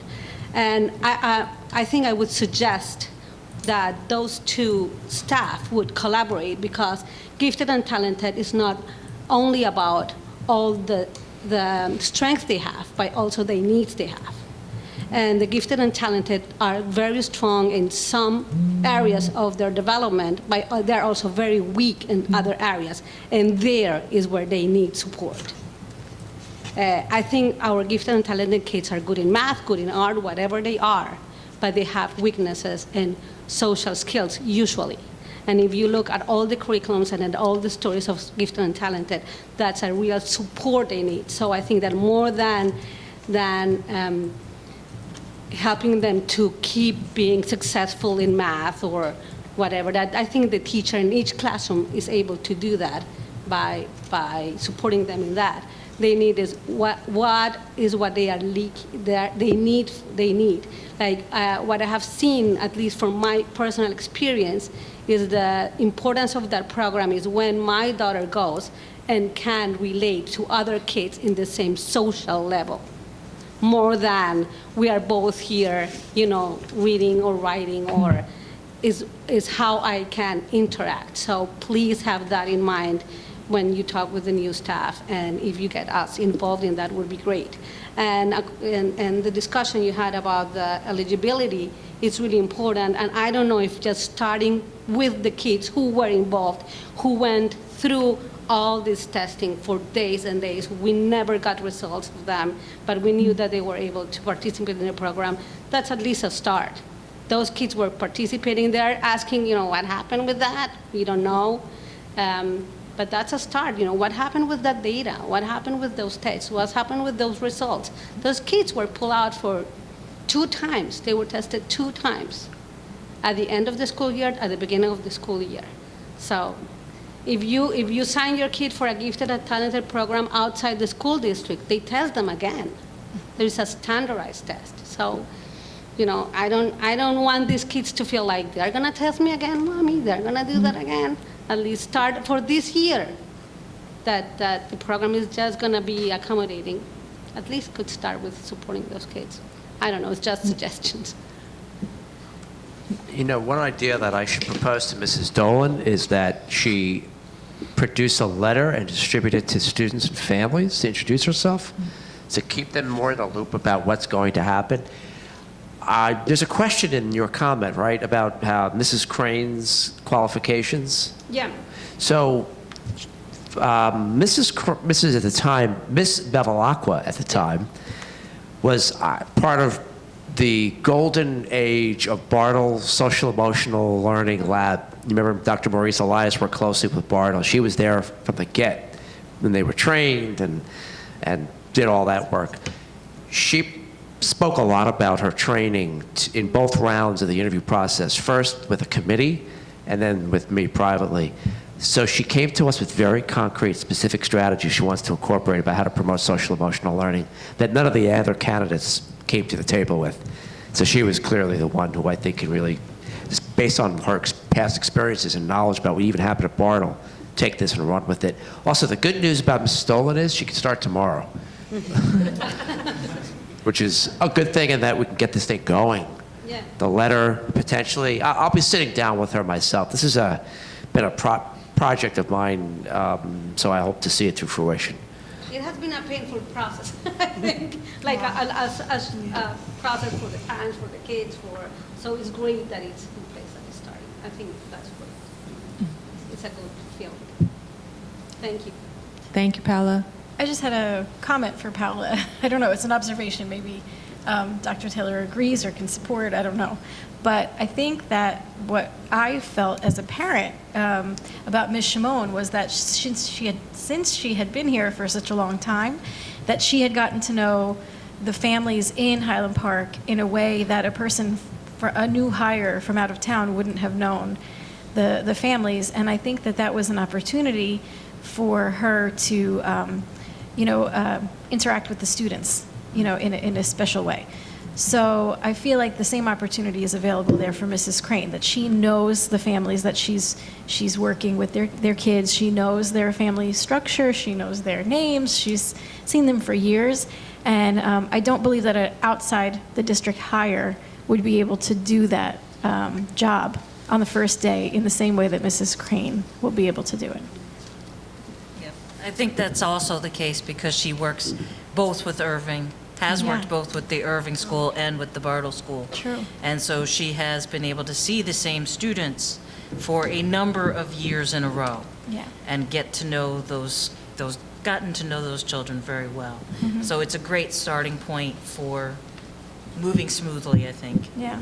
into the position. Well, also, just to add, it is a critically important role, and it's one that we have missed, and I'm really pleased that we're moving forward. Absolutely. Agreed. I think it is huge. And she will be working with the teachers as well. That was one of Paola's concerns, was that will she be discussing, issues of discipline and social emotional growth or lack thereof with the teachers in the classroom? Yes, and she's going to be responding to discipline issues. She'll be working on a restorative justice program with Mr. Benjamin. So she handled both angles, the preventive and the reactive. Yeah. Right now, Mrs. Kirk has been doing a lot of that work. It's a win-win. Mrs. Kirk, the guidance counselor, Bartle, now gets freed up to do more counseling. Yeah. So we scored.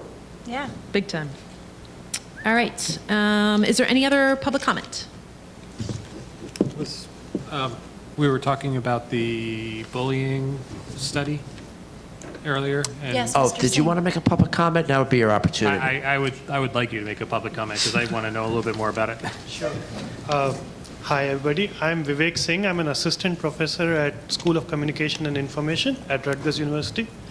And this is a project where I'm interested in understanding about cyberbullying, especially how it takes place in a high school context.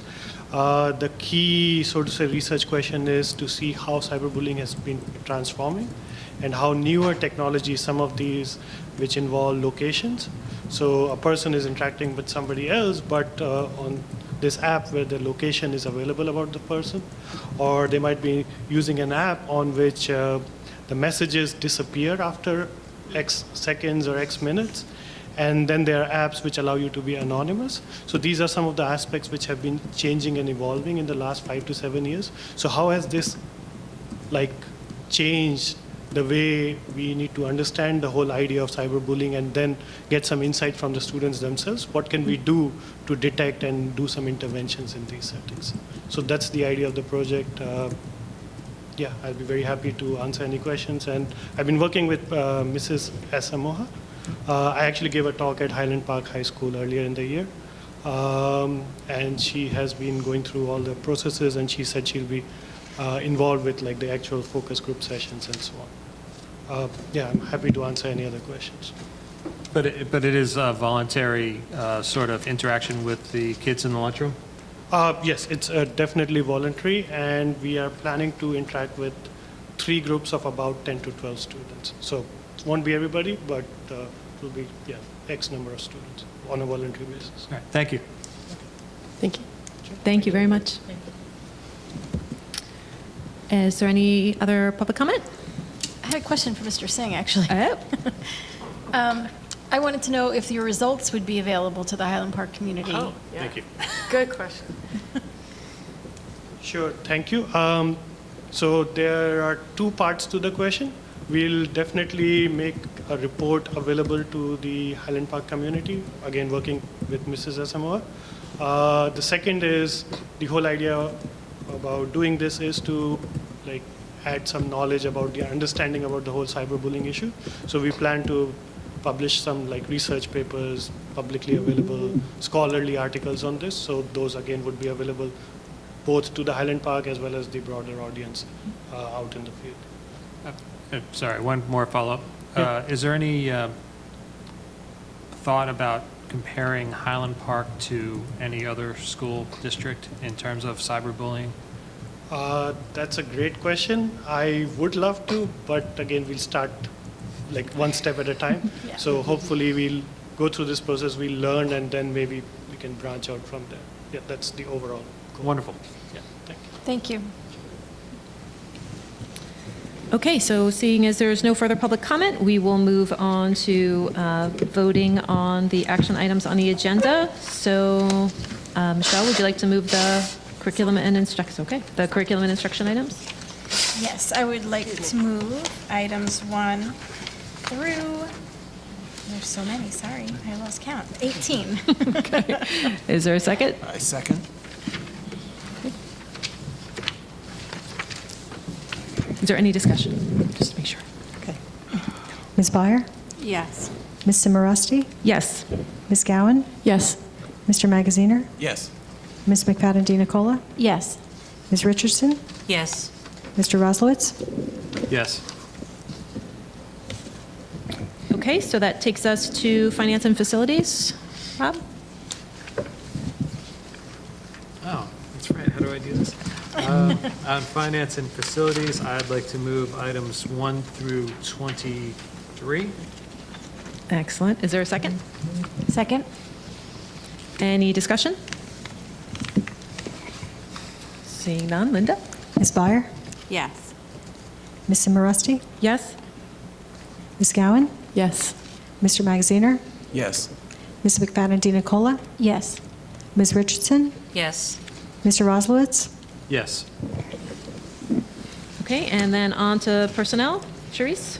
All right, from Personnel and Communication, I'd like to move items 1 through 19 Okay, with the 2 noted changes.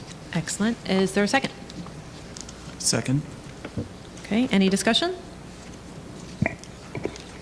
Okay, seeing none. Linda? Ms. Byer? Yes. Ms. Simoresti? Yes. Ms. Gowan? Yes. Mr. Magaziner? Yes. Ms. McFadden DiNicola? Yes. Ms. Richardson? Yes. Mr. Roslowitz? Yes. Okay, and finally, policy. Yes, as to policy 0131, I move that we adopt the amendments shown in the sample policy attached to the agenda. We would delete 3 sections, the heading policy review, the next paragraph starting the board shall conduct formal review, and the following paragraph, each committee shall report. I move that we adopt those amendments. Great. Is there a second? Second? And any discussion? I'm just curious if do you feel like there's enough impetus without that in there for us to be up to date on our policies? I feel like it's oh, I'm sorry, Darcy. Yeah, absolutely. Like we said, the Strauss SMA updates us periodically about any updates that are required based on changes in statute or regulation. We'll have particular policies that, according to policy, need to be reviewed annually. What I've seen other boards do or other districts do is have an actual separate section in their policy section on their website of the policies that are reviewed annually or reviewed biannually. But, geez, that is such a hard word. Why is that such a hard word? Biannually. So yeah, I think it's going to give us ample opportunity for policy review as required by state. And as I said, I went over this with Jonathan, our general counsel, and he could see no reason for this biennial review. So. Okay.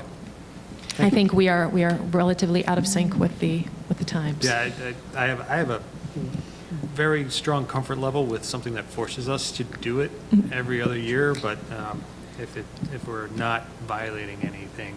Not only are we not violating anything, I think we're freeing up time to do work that actually needs to be done. I've been through this biennial review twice now. Yeah. I've never seen it completed. I went I've through never it seen once. it It done was painful. successfully. Yeah, I've never, and we didn't get through it. Right. I've never seen it done successfully. So personally, I'm not interested in engaging in a biennial exercise in futility.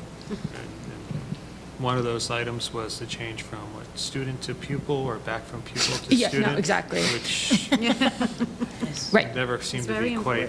Right, and I think, with, Anne is our chair of policy, Anne's already got our entire policy manual on a flash drive, and I have no doubt that she's going to be diving into that, like maybe when she gets home tonight, and, we're going to have all of our policies, like, totally organized and ready to go, and so I'm fully confident that this is actually going to be a more efficient system. Thank you. You've changed my vote. I can be very persuasive. And I will join Ann in the working on policy as well. Oh, right, did you speak to all the committees? Sharice, you raised an important point that I forgot about. I did reach out to all the committees, and Sharice informed me that she will be the policy representative from the Personnel Committee. And I'm sorry that I did not get back to you in time, but I did we have text to her, vote I first? swear. And then we spoke about other things for a very long Yes, time. we did. But Certainly. Well, Ruth this is has really graciously agreed to take on the policy committee as well. wonderful for curriculum. Yeah, okay. And do we have someone from Finance and Facilities? Get that information again when it's Oh, yeah. under this point in the meeting that I have to take. Oh, sorry. Should we hold this till new business? That's what it's under. Oh, I mean, sorry. it's there under new business number 2. I'm so sorry. We're rushing ahead. See, we're I got just ahead of so myself. excited. All right, Okay. so did we vote on 03? No, we did Yeah, not. So, okay. Ann, can you, we did We move did, we that and moved, seconded. right? So, any more discussion? In the wrong place? My discussion was appropriate. Yours Yours was appropriate, yes. Okay, Linda, roll call. Ms. Byer? Yes. Mr. Moresti? Yes. Ms. Gowan? Yes. Mr. Magaziner? Yes. Ms. McFadden DiNicola? Yes. Ms. Richardson? Yes. Mr. Roslowitz? Yes. That was tense. Okay, so that moves us to the president's report, which is me. Let me just. So there are 2 items that I wanted to address as part of my president's report. And the first we've touched on a little bit already, which is the structure of board meetings. And if you take a look at the calendar that we just adopted, you'll notice 2 things. The first thing that you're going to notice is that, as Michelle mentioned, we're going to start moving meetings from building to building. We're really excited about this because this is going to give us an opportunity to have each of the different building administrators bring students to the meetings. We'll have either some sort of performance or a recognition or something that we can have students out to meetings to be celebrated for their talents and accomplishments. And as you can see with our Irving Student Spotlight tonight, these are just absolutely heartwarming exercises. I think they're wonderful for the students. I think they're wonderful for the parents. I think they're wonderful for the board and for the community as a whole. And I think they're also wonderful for encouraging parents to come out to the board meetings to see what board meetings are all about and to hopefully become more involved in the entire process. So and this is something that district used to do on a regular basis. We used to do these types of performances. We used to move from building to building. This is something that is just kind of in the tumult of the last couple of years has kind of unfortunately gone by the wayside. So we're very excited as a board to bring that back and to bring back some sense of kind of calm and normalcy in that way. And then the second thing that you'll notice, if you look at the calendar, is that we've divided the meetings into 2 different kinds of meetings. So on months where we have 2 meetings scheduled, we're going to have both a workshop session and we're going to have a voting session.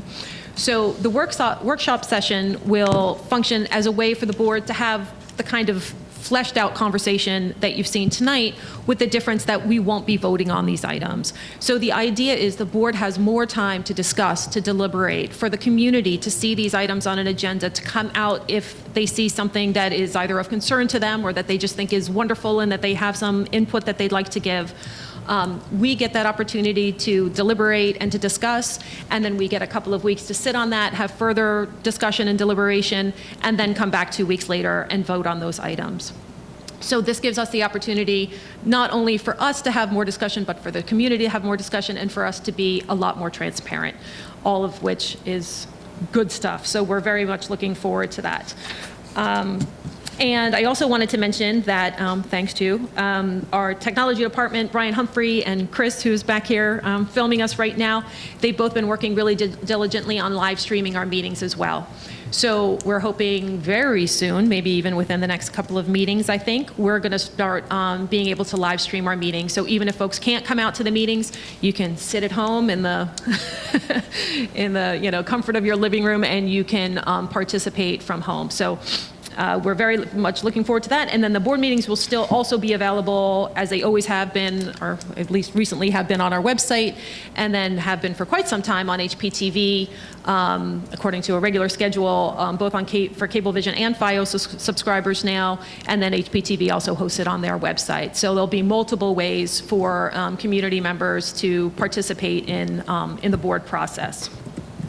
And then the other item that I wanted to update the community on is a expansion proposal that was submitted to the commissioner by the Hatikva International Academy Charter School. We've kind of brought this up at the board table a couple of times, but we haven't really gone into it terribly in depth, so I wanted to provide a little bit more of an update. This is the third year in a row that Hatikva has asked to expand their enrollment. 2 years ago, their expansion request was denied, but last year they were granted an expansion to add grades 6 to 8 to their K-5 charter, and that is the expansion that the Highland Park Board of Education is currently appealing to the commissioner. That expansion added 150 seats to their already existing charter of 300, which increased their then enrollment ultimately to 450 students. And now this year, they're asking to add an additional class of 25 students to each grade in their kindergarten through now 8th grade charter. So this would add an additional 225 seats to their existing charter of 450, which will give them a total of 675 students. So basically, from what they have today, which is 335 students, this would be doubling their enrollment should this expansion request be approved. This is absolutely, positively unsustainable for our district. Right now, Highland Park sends about 21 kids, and we spend in the neighborhood of $320,000 a year to send students to Hatikva. If you think of Hatikva doubling, if our enrollment continues in the same, to grow at the same rate, we'd be looking at close to $750,000 annually. And that would, for a district our size, would be devastating. Last Monday, I testified before the State Board of Education in Trenton, and I was not the only one who testified against the expansion request. The East Brunswick Business Administrator, Bernardo Giuliana, also testified, as did the presidents of the education associations in East Brunswick and Piscataway. We testified before State Board President Mark Biedron and Board Member Edith Fulton, and they were both very receptive to our arguments. And I personally contacted Mr. Biedron and Ms. Fulton afterwards via email and requested a private meeting between our district, between myself and Dr. Taylor, and representatives from East Brunswick. And Mr. Biedron and Ms. Fulton have been kind enough to look into granting that meeting for us. So he's going to get back to me with potential dates. I'm very hopeful that that will be productive. And also, our general counsel, the Bush Law Group, on January 11th submitted a legal response to the expansion on behalf of both Highland Park and Edison. And I'm hoping that very soon we'll be able to put that document up on the website for folks to see the arguments that they're making on our behalf, as well as my testimony before the State Board.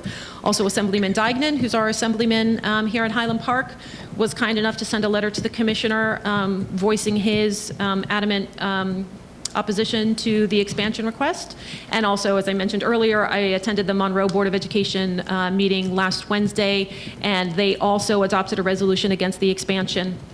And other districts have other resolutions coming up. I believe North Brunswick has a resolution on their agenda for tomorrow night that would not only be in opposition to the expansion, but would also be in support of our appeal. And there's been some community opposition as well. There's a petition circulating that has collected almost 600 signatures, and about 550 or so of those signatures were delivered to the State Board at the meeting on Monday. So we will continue to update the community on that situation. It's unclear as to when the commissioner makes the decision. Generally, it's sometimes in February. It's been as late in the past as early March. And we're hoping that with continued community outreach and continued community outcry, that the commissioner will say that this is simply an unsustainable venture for Highland Park. So if any board members have any questions or... Quick one on going back to the live streaming. Will we be able to live stream when we have the meetings separate from this location? I believe so, Chris, right? You guys are testing the connectivity, or I don't know what the right word is, in all the different buildings. So yeah, hopefully as we move around, we will still be able to live stream. And these dates are the same as our previous set of dates that we approved? Yes, the dates are not different. We've just changed some to workshop sessions, some to voting sessions. Typically, what I've been told to expect is that the workshop sessions will be longer than the voting sessions. So we've tried to schedule the performances and recognitions on nights where there'll be voting sessions, so that we're not here for, ever. And voting sessions tend to be shorter. There'll be some discussion, but not the level of discussion that we'll have at the workshop sessions. And we still have the opportunity to vote on items in the workshop sessions if it's an emergency? No. Well, Like if we have a very like a personnel Like an emergent? like an emergent that needs to be approved for someone to sit and be in place. I forget how that was supposed to work. I'm not sure. I mean, but 'Cause even now, staff would be sitting and in place potentially before we vote on. We've given Dr. Taylor the authority to hire on our behalf, correct, Yeah. in emergent situations. I think we voted on that maybe at the last meeting, perhaps? Yeah. Yeah, and that's. So I know yeah. like a lot of the appointments tonight are effective tomorrow. Right. So I just wanted, if we're going to, how that would affect. But a lot of them have also been in the works for, Oh, true. you know, it's not like we just decided to hire them yesterday. It is that time of year. The district can work around that. I mean, I'm accustomed to one voting session a month. I think we need to just change that culture. Right. Internally, how we Yeah, it's handle not something things. I'm used to. Right. And it is more typical. I mean, from what I understand, we're kind of, again, an anomaly with Oh, no, two I'm voting sessions in a month. absolutely looking forward to it. I just want to make sure we have our flexibility there. Yeah, Could yeah. I ask one question about that, though? As far as workflow, as far as the number of items that get passed, that number of items would effectively double? Or No, because I think a lot of them would increase, or stay the What is your same. anticipation, I guess is the question. Right. I mean, Well, they might. I mean, I can't like I have to see how it's going to play out, but it could maybe not double, but you're going to see an increase in the number of resolutions on the agenda. Sure. Unfortunately, I think it's going to affect mostly finance. Of course. no, I mean, the bill list would still be I the think same. and- well, we'll be approving, will be an expanded bill list, or would it be two bill lists because we have to report on? No, it would probably be one bill list. Oh, okay. It's just that Oh, just be- some vendors would have to wait longer because the bill list would happen 2 weeks after it otherwise okay. would. But if you think about it, big districts that are much, much bigger than us Right. operate this way We're doing with that. much bigger agendas. I mean, like, our agendas are pretty measly compared to compared to lots of other agendas out there. So I think, I don't anticipate that on any given night it's going to be, you know, too voluminous to handle. I believe you. Okay. I just wanted to say about Hatikva, I rely on you guys to lead the way on that, and I have not done the level of research that you've done by any tiny stretch of the imagination, but I was shocked just to do the calculations here, and I mean, $600,000, that's about 2% of our budget. Is that not correct? So that's huge. I mean, what kind of tax increase would that mean? I don't have the math in me to do that right now at the table. That's where then, as a board, you'd have to decide whether that means a tax increase or program cuts. And in Right. lots of other districts, it's meant program cuts because you cannot continue to raise taxes. I've spoken with board members in multiple other districts. Most recently, I've been in touch with a board member in South River who let me know that because of the ever-increasing tuition payments to Hatikva, that this past year they had to let go of 2 teachers. They let go of their gifted and talented teacher, and they let go of a second grade teacher, and their class sizes in second grade went up to 29, which, blah, I don't even want to think about 29 students. But boards are forced to make those decisions. I personally don't want to have to keep making those decisions as to whether we raise taxes or we cut programs, because those are the only options. Even at the level that we're at now, we lose 20 students over kindergarten through 6th grade. That does not lower the district's costs in any way, shape, or form. We don't have less teachers, we don't use less electricity, we don't spend less on our finances. There is no cost savings for losing 20 kids over the span of 7 grades. So it's just a net loss. That's all it is. And those funds have to come from somewhere. Either we have to bring in more or we have to spend less. And Hatikva pulls from everywhere in New Jersey, pretty much. I think that was part of your remarks. At this point, they're up to 28 districts in 7 counties, which is kind of shocking. And this is one of the legal arguments that's now being made on our behalf, both in the appeal and in the expansion, is that our attorneys, along with, our general counsel, along with our appointed counsel for the appeal, have, obviously thoroughly gone over the charter school law, and they can't find anything in the charter school law that allows the state to charge Highland Park tuition or any other district other than East Brunswick. That the statute is very clear that tuition is to be charged to the district of residence and not to, there's nothing in it that allows them to to charge tuition to districts outside of that district of residence. And Hatikva was only approved to serve students from East Brunswick. But there's clearly very minimal interest in East Brunswick because at this point only half of their students are coming from East Brunswick. The other half of the students are coming from these 27 other districts in 7 other counties. So maybe we should send our Hatikva bill directly to the East Brunswick Board of Education.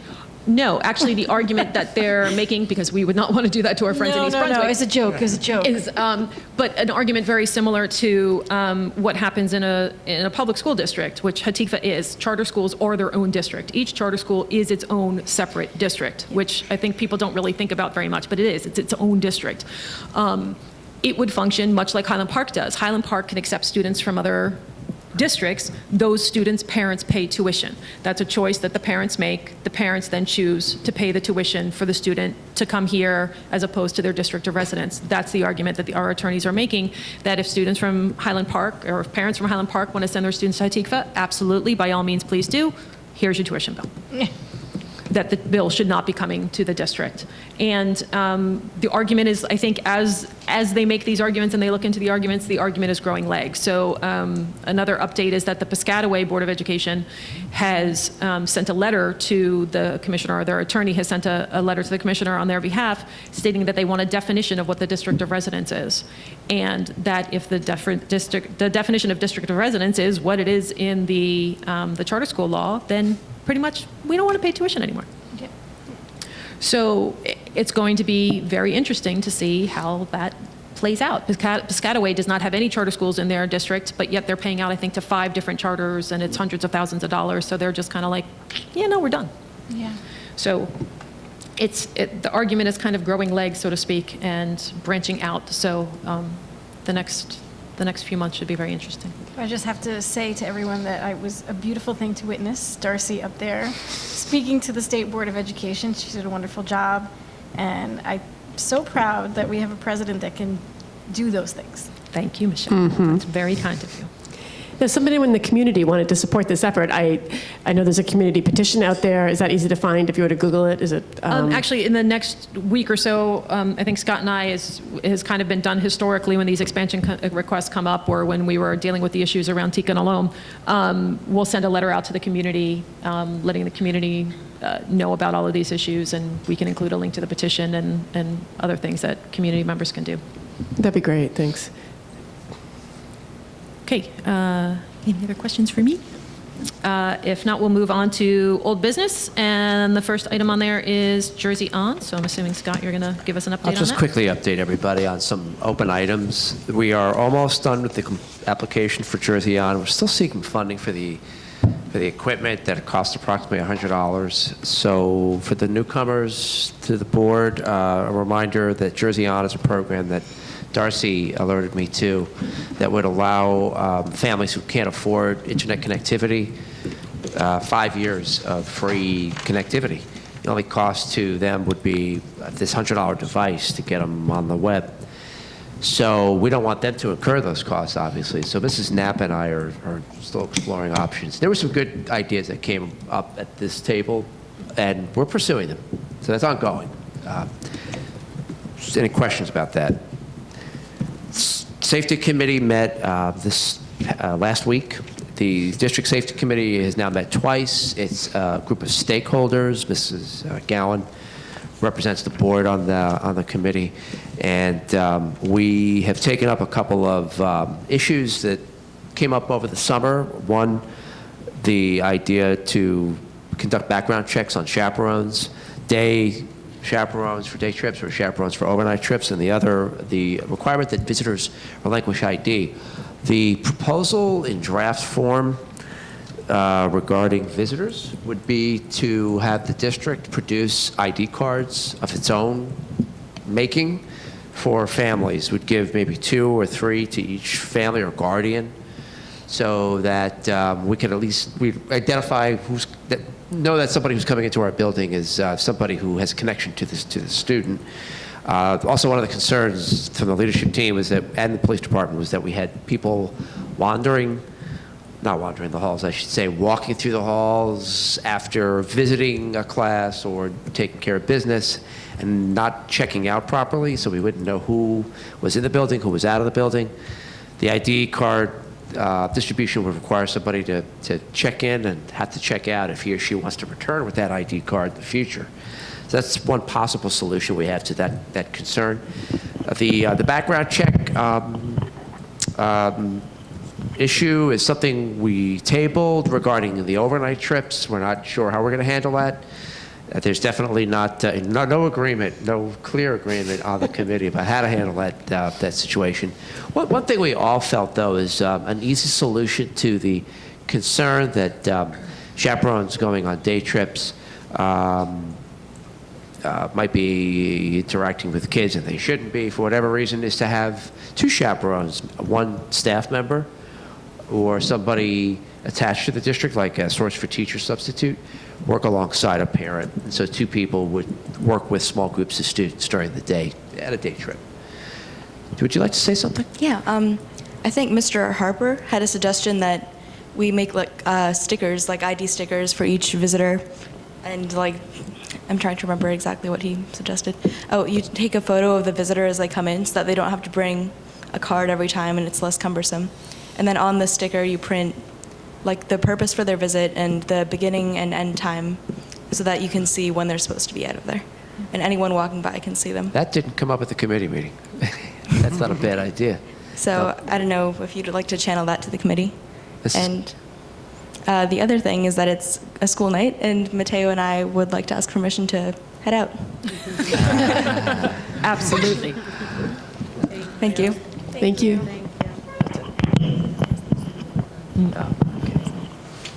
Take care. Have a good night. The committee is going to meet again on February 17 to continue discussing these issues and other miscellaneous business.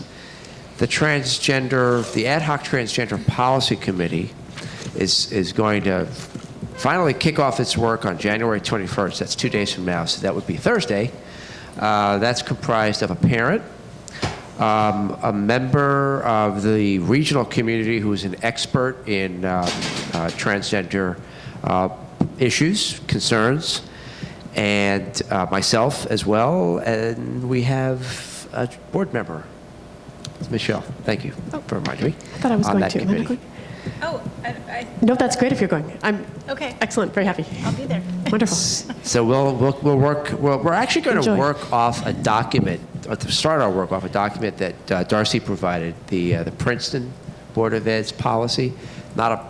Maybe not the best fit for our district, but it's a good start. So we're going to look at that. We're going to look at what the Garden State of Quality has provided us and what Strauss-Esme has provided us.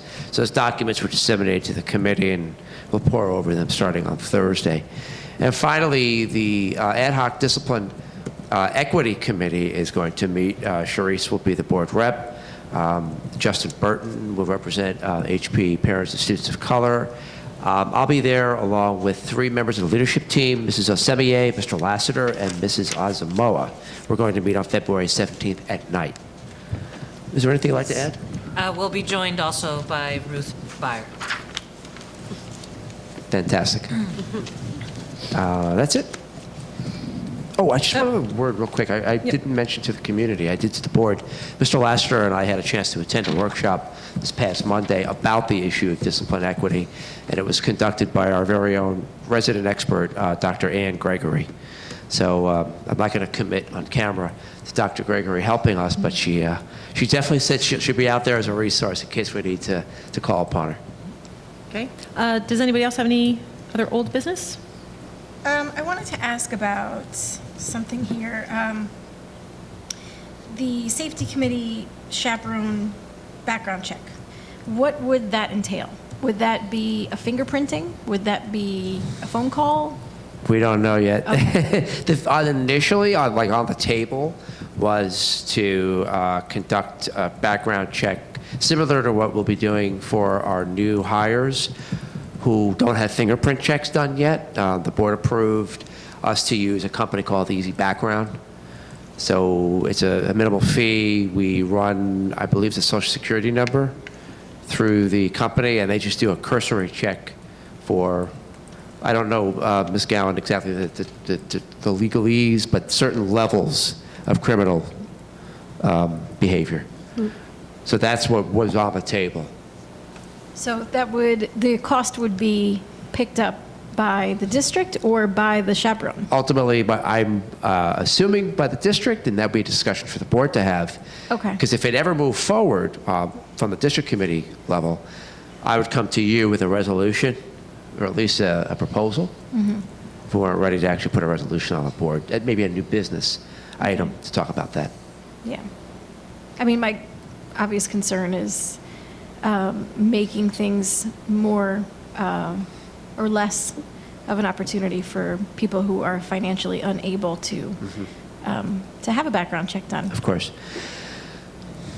There's also, of course, the concern of it incurring a large cost for the district. Sure. And so we need to look at what our safety concerns are and balance between,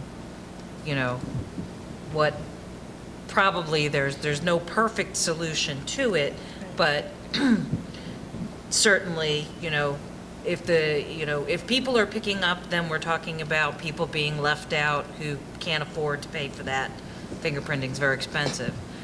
If we're picking up the cost, then we're talking about incurring an additional cost for the district, which mounts up quickly when you're talking about the number of field trips that, we had, 10 field trips today? Not all of those were parent-based field trips, and we'd only be talking about overnight. Overnight. That's one Overnight decision the field committee did trips. make. So, but it's something to bear in mind, because that could incur a very large cost when you're talking about like the orchestra and chorus trip to Hershey Park last year, which had something like 12 parent volunteers That sounds right. about. Yeah, It was about that. Would cost the district about in $600 that for 12 range, right, chaperones. Mr. To do President? background checks, about Yes. $50 a piece. So, depending on what level of fingerprinting we're talking about, you have to multiply it times the number of parents for every single activity that requires an overnight. So DECA, if parents go to that, orchestra, chorus, band, events. Camp Bernie. Camp Bernie, right. We're multiplying. It's not necessarily going to be the same parents. There's plenty of people in town who just have the one kid. Right. Now, granted, they'll only have to get fingerprinted the one time. So if they stay with us for 12 years, we're golden.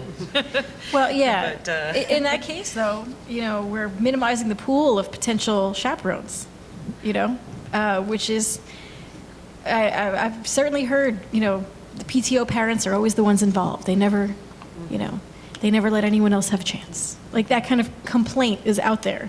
I don't know how valid it is, but I think that your point is well taken, to balance the absolute danger that we're dealing with our preventative measures.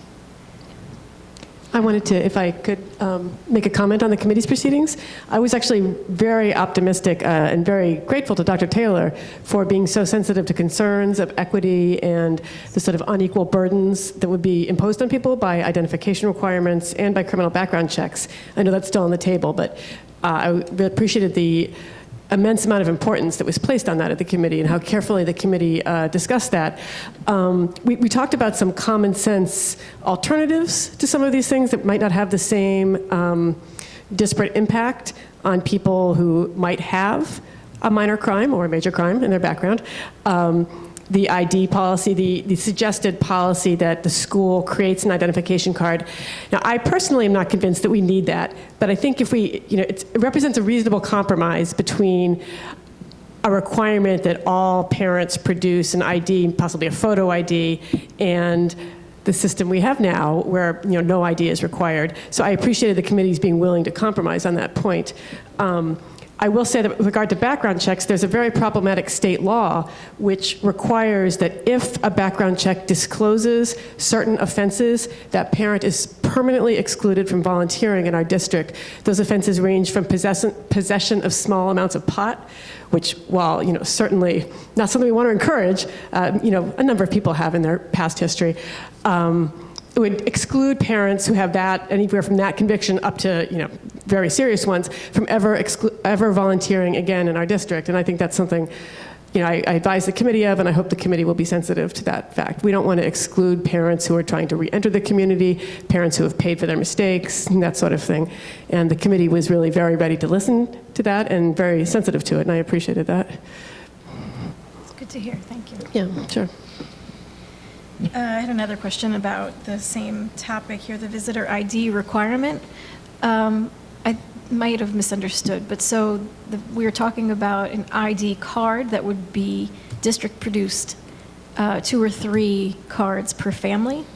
That's what we're talking about right now. Okay, so, I mean, it's just a question kind of Yeah. to an amorphous situation, but when we have things like concerts, where there are, literally everyone and their mother coming to see the kids, how do we address those During the day, concerns? During at the the day, lower during grades? the evening, the holiday concert, things, of that nature, where you would have grandparents and extended family coming. Well, I don't see the evening productions being covered by this ID policy, but the daytime situation, that's something we should talk about at our meeting. Okay. Dr. Because Taylor, I'm sorry. sorry. Oh, I I thought just wanted to, I don't know if they still do this at Irving, but we used to have a situation where we would have, mystery readers at Irving and in Bartle. Right. And my father was happy to come in and read to my daughter's class. And then, of course, my mother wanted to come and watch, and, so it becomes a production. That was just a thought that I had. If we numerate the amount of passes given to each family, would that cause a problem, or would we just have neutral passes given to people at the door to wear on a lanyard or something while they're in the building? Right. I know the committee did talk about other forms of identification being an option. If a family member wasn't able to or chose not to obtain a district-issued identification, then of course they would be welcome to leave their photo ID or their passport or perhaps their library card. We haven't talked about the level of identification that would be required, but certainly alternative forms of identification would be fine for your father who had not received a district-issued identification because he rarely comes to the building.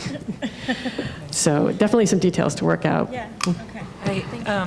Not to belabor, but I would encourage the committee to consider the alternate family structures. And because we do have a lot of immigrant families in town, not everybody is going to have only 2 or maybe 3 people who might be responsible for those children.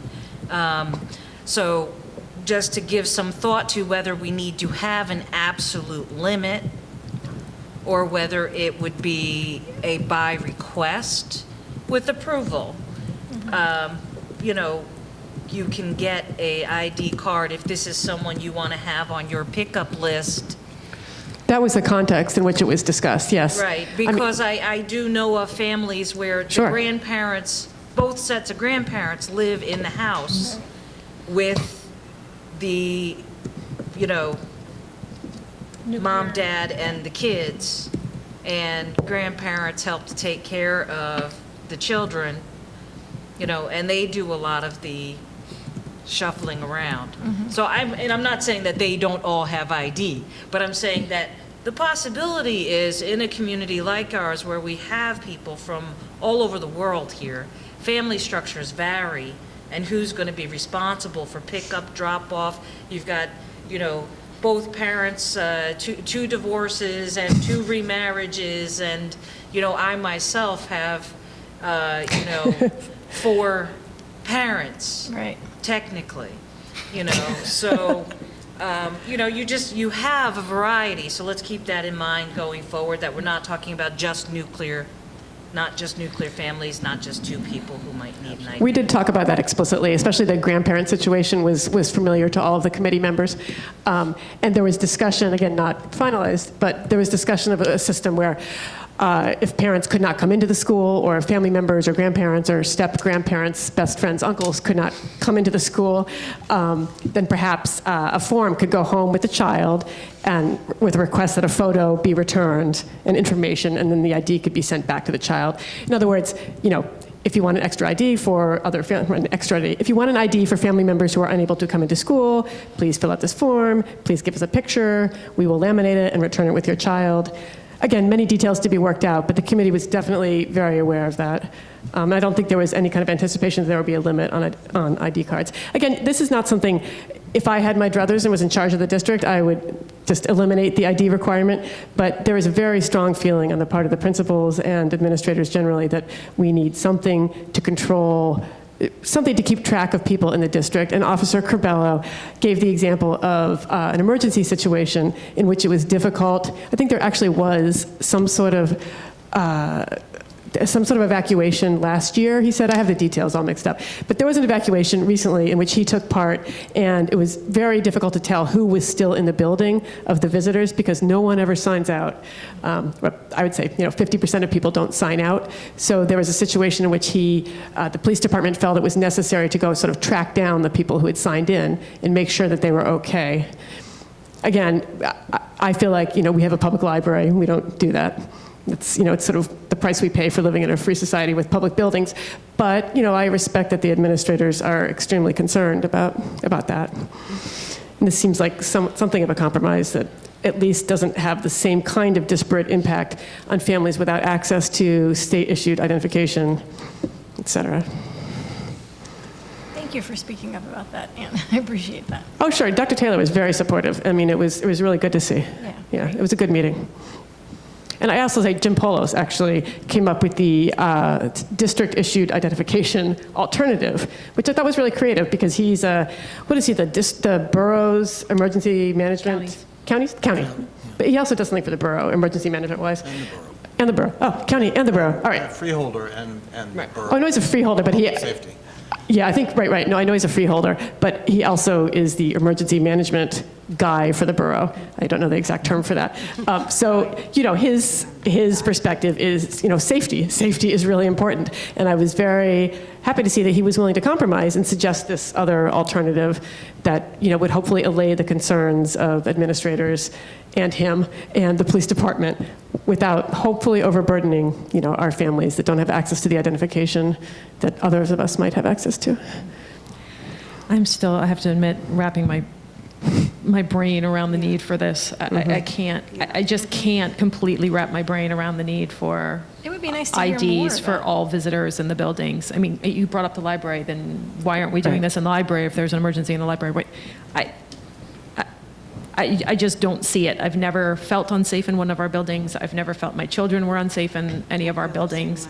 Are other districts around us doing that now? Is this something that other When this districts are first came adopting? up, I kind of did an informal poll of people I know in other districts, and it absolutely ran the gamut from things as extreme as you have an online system where if you want to visit a building, you have to fill something out on the online thing, and then you get printed up a pass, and if you don't have the pass, you don't get into the building. So it goes from one extreme to, what we do now, which is you sign in and you get a sticker. So it depends very much on the culture of the district. And the way I feel as a parent and as a board member is that this other culture that I feel like doesn't represent our district as parents is kind of being pushed on us. And I personally have never heard a parent say that they feel that their children are unsafe in a building, or that it's actually the only concerns for safety I've heard in the last couple of years were when supposed safety measures were being implemented at Irving for dismissal. That's when parents started to feel like things were unsafe, ironically. I think the leadership, I speak for the leadership team myself as well. We are feeling more pressure than we felt before, not from local authorities, but in general, even from the Department of Ed, who sends a team out to school districts randomly to inspect your security measures, to ratchet up the level of security. But the DOE isn't asking for photo IDs, or, I've never...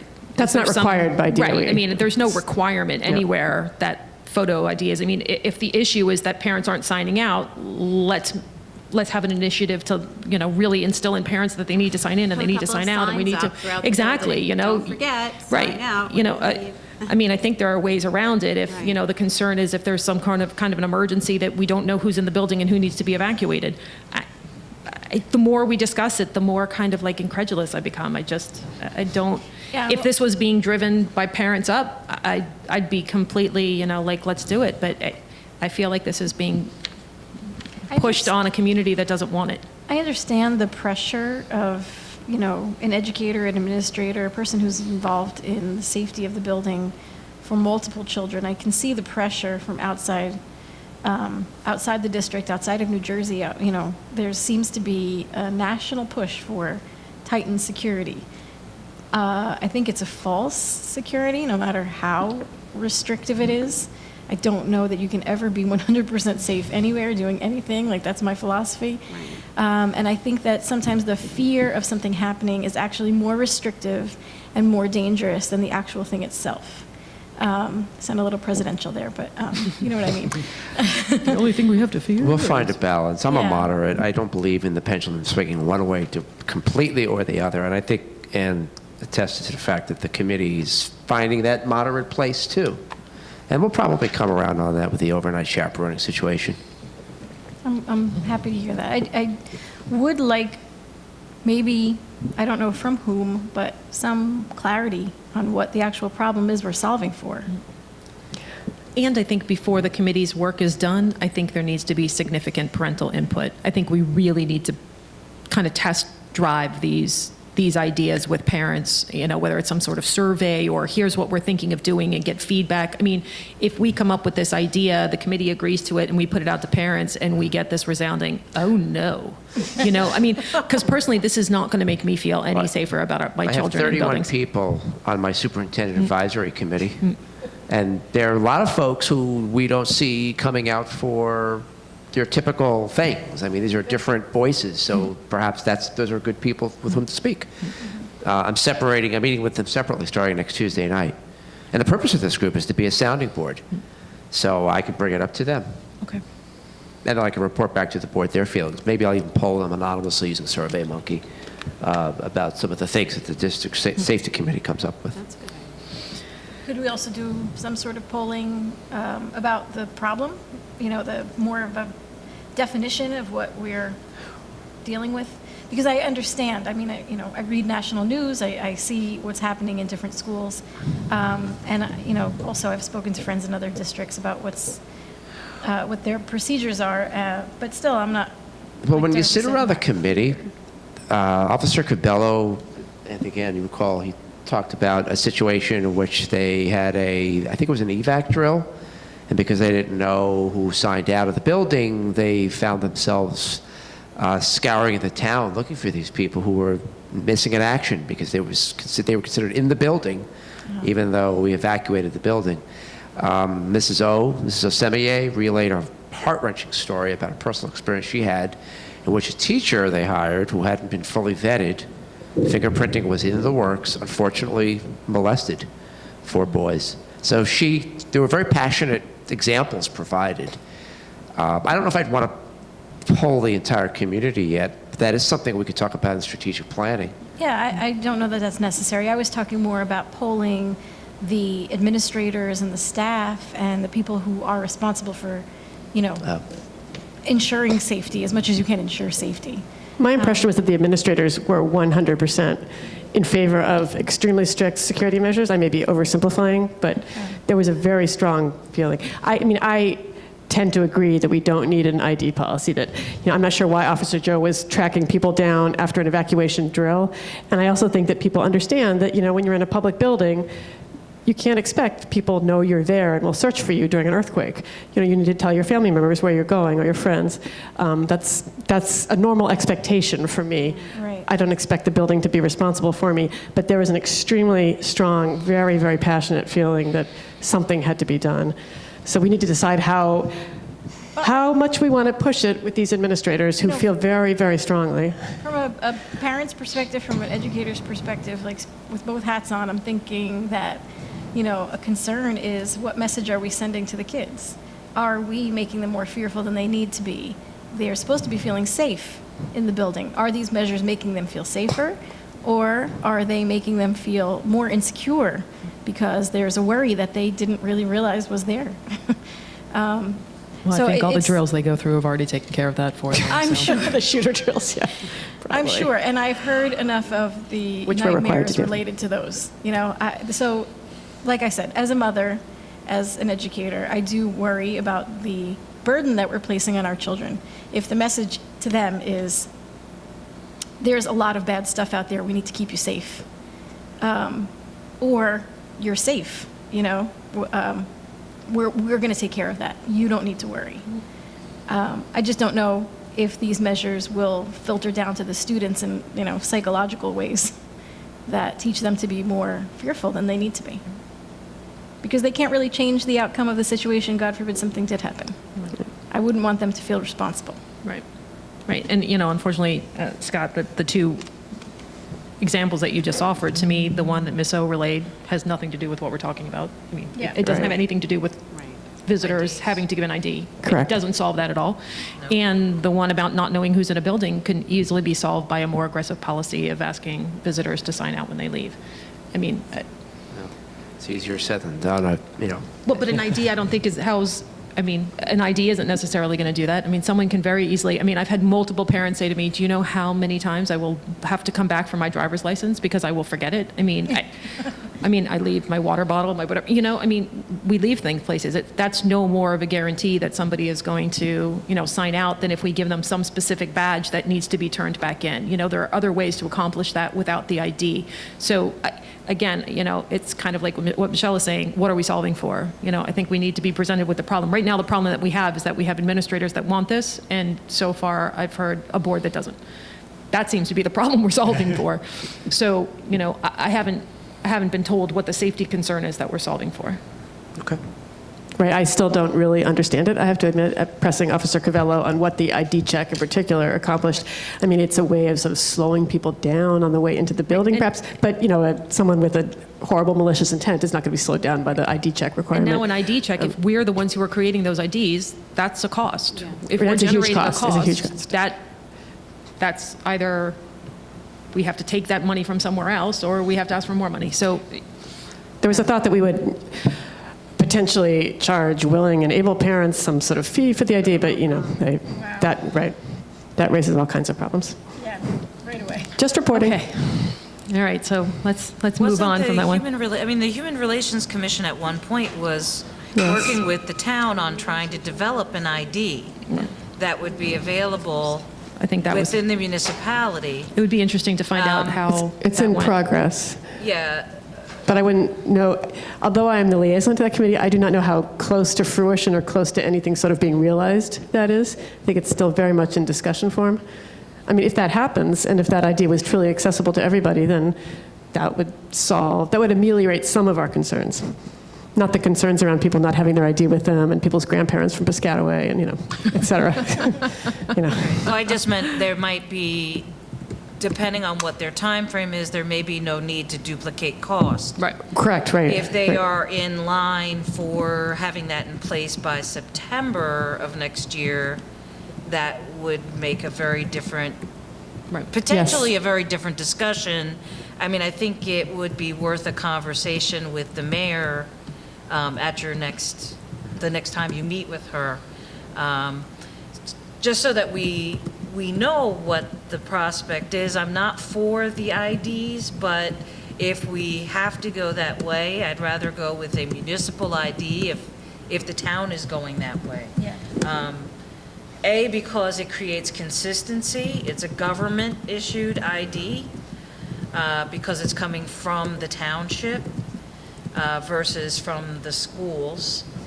But, you know, ostensibly, you know, that would probably be done somehow in concert with our police department, I would imagine.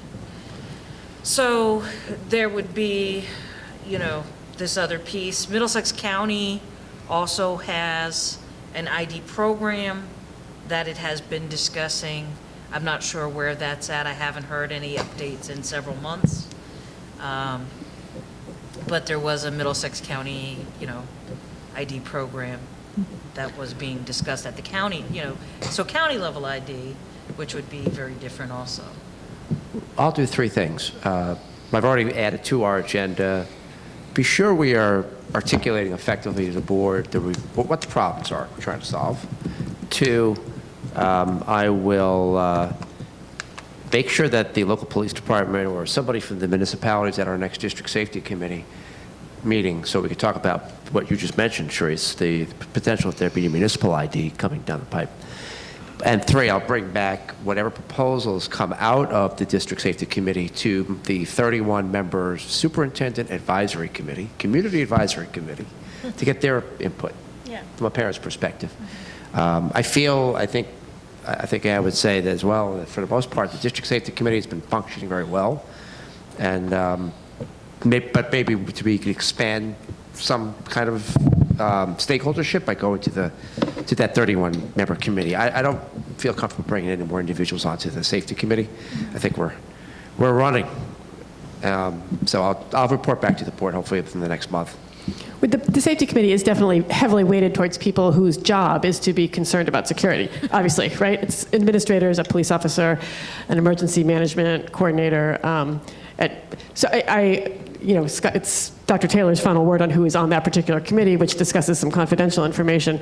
But I think it would definitely be worthwhile to have some other input.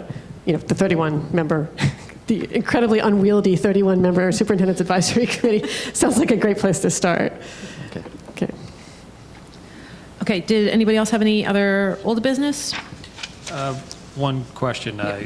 We were talking earlier about communications that were received, and one of the items on old business from last meeting was people who expressed interest in the open positions on the board. So I know that we received some communication. I don't know if that was noted in the communications received. Well, no, because that was internal communication, but... it's still considered internal at this point? Okay.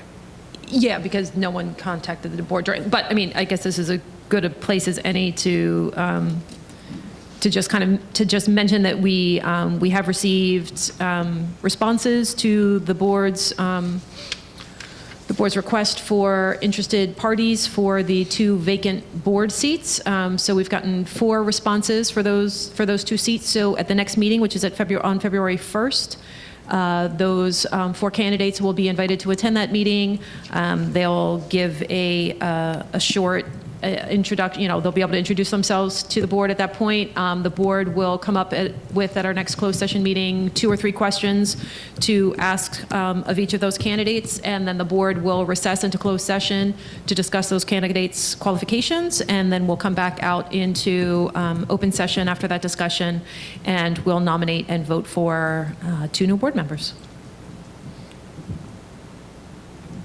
That was our next meeting, a workshop meeting? Our next meeting is a workshop meeting? Yeah, but that would be This separate. would be separate, and this would be before we... That would be before all the, Okay. that would be, well, we'll have to decide, I guess, whether, I would assume Mr. Colantano would go first, and then we would do that, as we try to get Mr. Colantano out of here Okay, as quickly as possible. great. But we do have the ability to make an official decision. at that meeting. Yeah, absolutely. Right. On that. Yep. Which we will. Okay. On that. Indeed, we will. Okay, so if there isn't any other old business, we'll move on to new business. Board meeting organization. Did we need to do, was there something specific there? Oh, committee members, right, to the policy committee? Representatives from the, oh, sorry. I didn't realize that was a different. Already discussed it in your president's report. Oh, you mean, okay, you were talking specifically about the board structure change. That was, yeah, okay, all right, so yes, we've definitely, I think, already covered that one sufficiently. And so the policy committee, you've already kind of addressed that as well, but we'll do that more specifically now. Yeah, that's right, yeah. Now that we're at the correct time in the meeting. So I have Sharice will be the representative of the Personnel Committee to the Policy Committee. Ruth will be the representative of the Curriculum Committee to the Policy Committee. That leaves Finance. I know you guys have been discussing this, assiduously. Deeply been. Right. Probably competing to see who is going to get that job, right? I expressed interest. I wanted to do it. Oh, good. Really? Oh, Yeah, great. absolutely. I know you're a policy guy, so. Nominate Rob. And Rob Roslevich. So, You nominate the other Rob. Right. Well, I'm You're Rob, not- so I'm Robert, oh, you're Robert, I see. apparently. So communications to follow Where that on came from, but- what periodically reviewable policies each representative will be responsible for doing an initial review of. That was awkward. I'll be preparing a list of all the policies that require periodic review, and I'll be distributing that to the committee representatives as appropriate, and you guys can figure out what you want to do with your committees in terms of looking at those policies.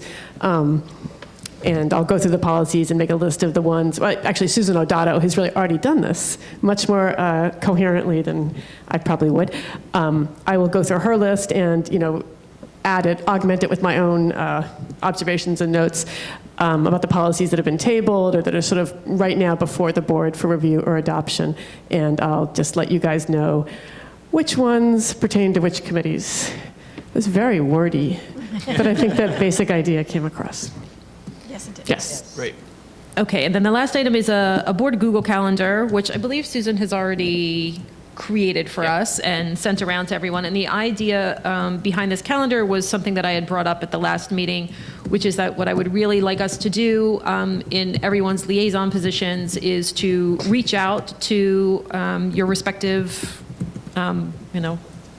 committee or organization that you are liaising with, and find out what their meeting schedule is, whether they have an official, first Thursday of every month, or whether it's, quarterly, or however they schedule their meetings.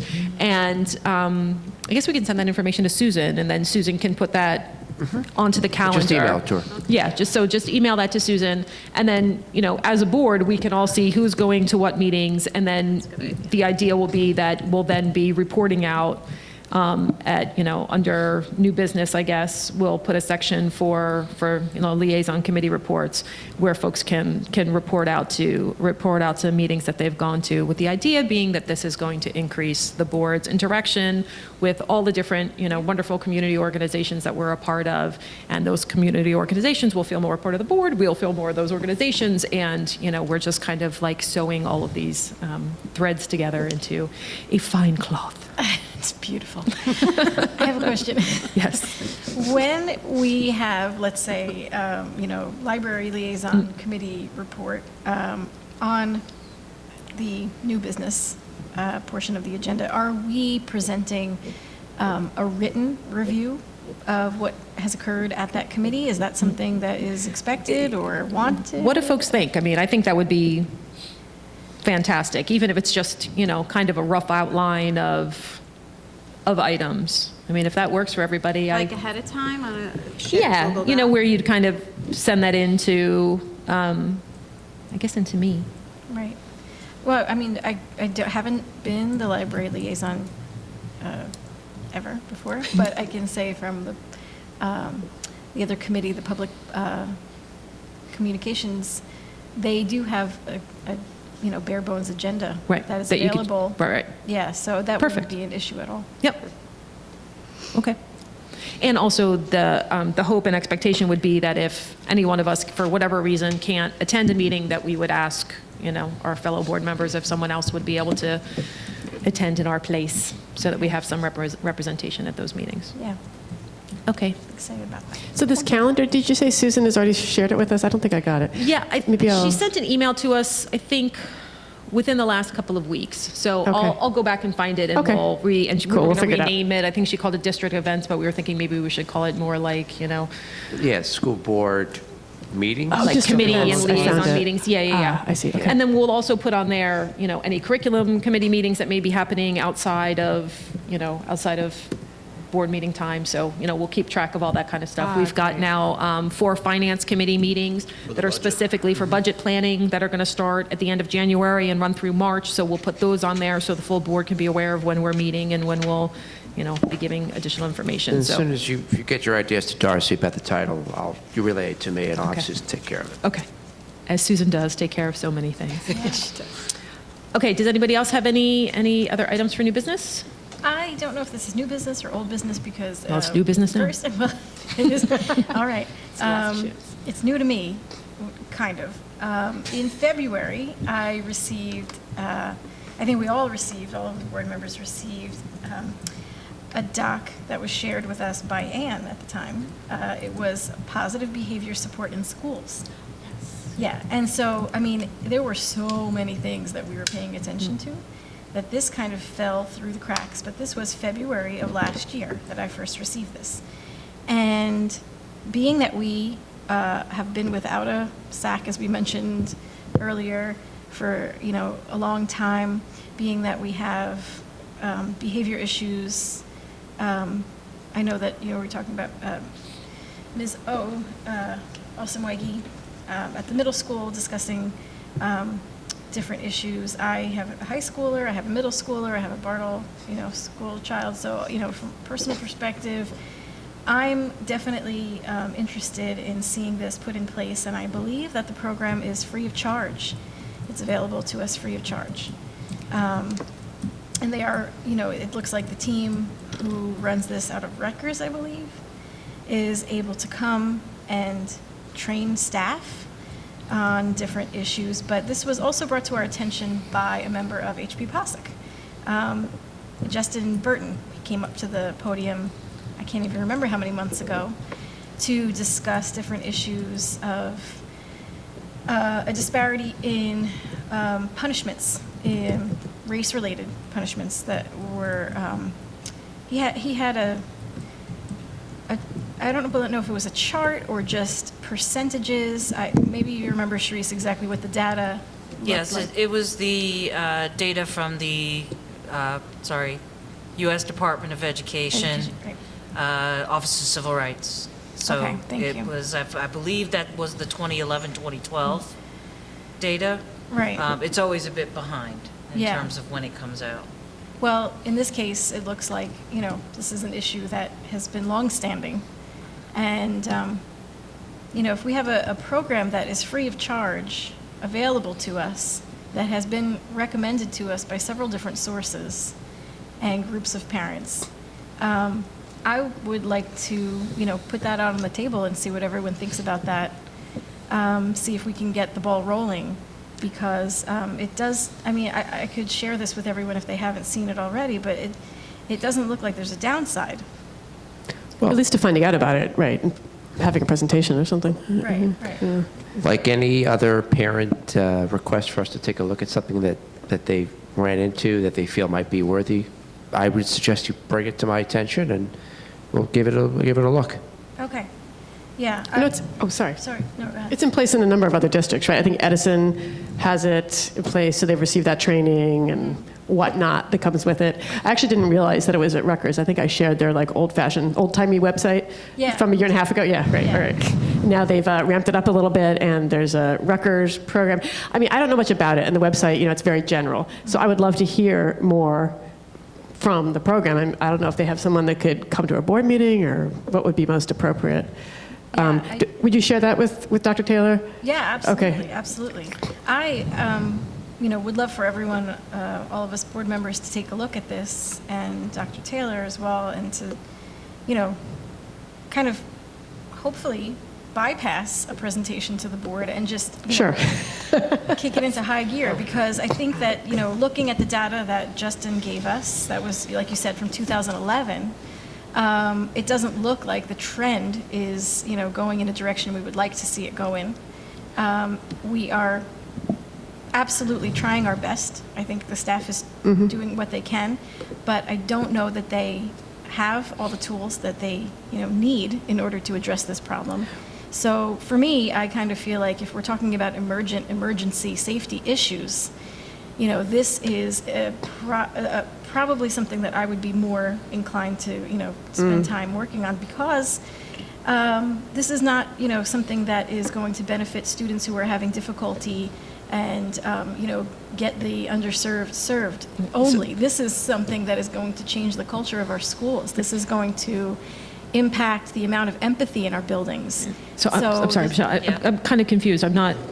I don't know if you're talking about this is something that people would come into our buildings, if this is professional development. Could we give Scott a chance to take a look at it? Well, I know for sure that Dr. Taylor is familiar with this program because it's ubiquitous. But absolutely, you know, I will pass it on to everyone.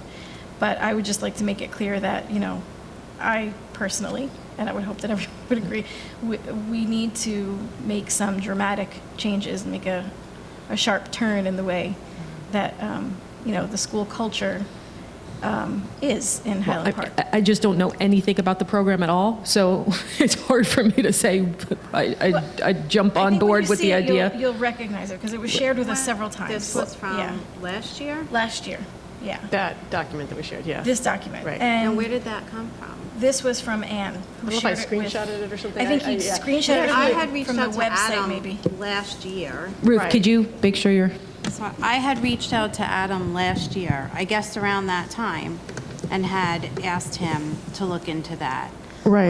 And he said he was talking with people and, getting the facts together and developing an understanding, and then would get back to me, and that was it. He was very enthusiastic about changing our disciplinary practices. I know that was sort of a priority.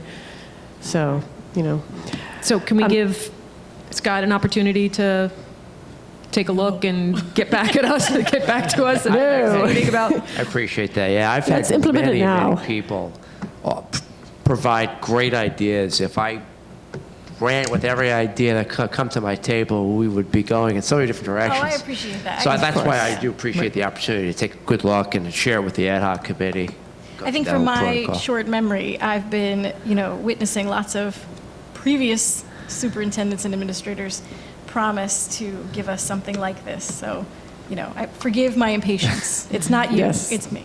Well, and I'll say I understand, the Jersey On program was something that I mentioned multiple times at this board table, and nothing ever happened until Scott was sitting in that chair. So I would Right. just like to give Scott the same opportunity here. We bring a program to his attention, we say we think this would be great, and give him and his staff a chance to look it over and see where it would fit, if it would fit. Yeah, absolutely. I guess, that was just me 'Cause putting it- the highlighter over it. Thank you. Consider it highlighted. Okay. Okay. Is there anything else for new business? No, seeing anything out, nothing else. I'll say that the next item is public comment. The Highland Park Board of Education welcomes public participation and reserve this time for apparently your two comments. If you have any. You're good. Okay, you're good. Oh, boy. So then can I have a motion to adjourn? Motion to adjourn. Second, Ed. All in favor? Aye.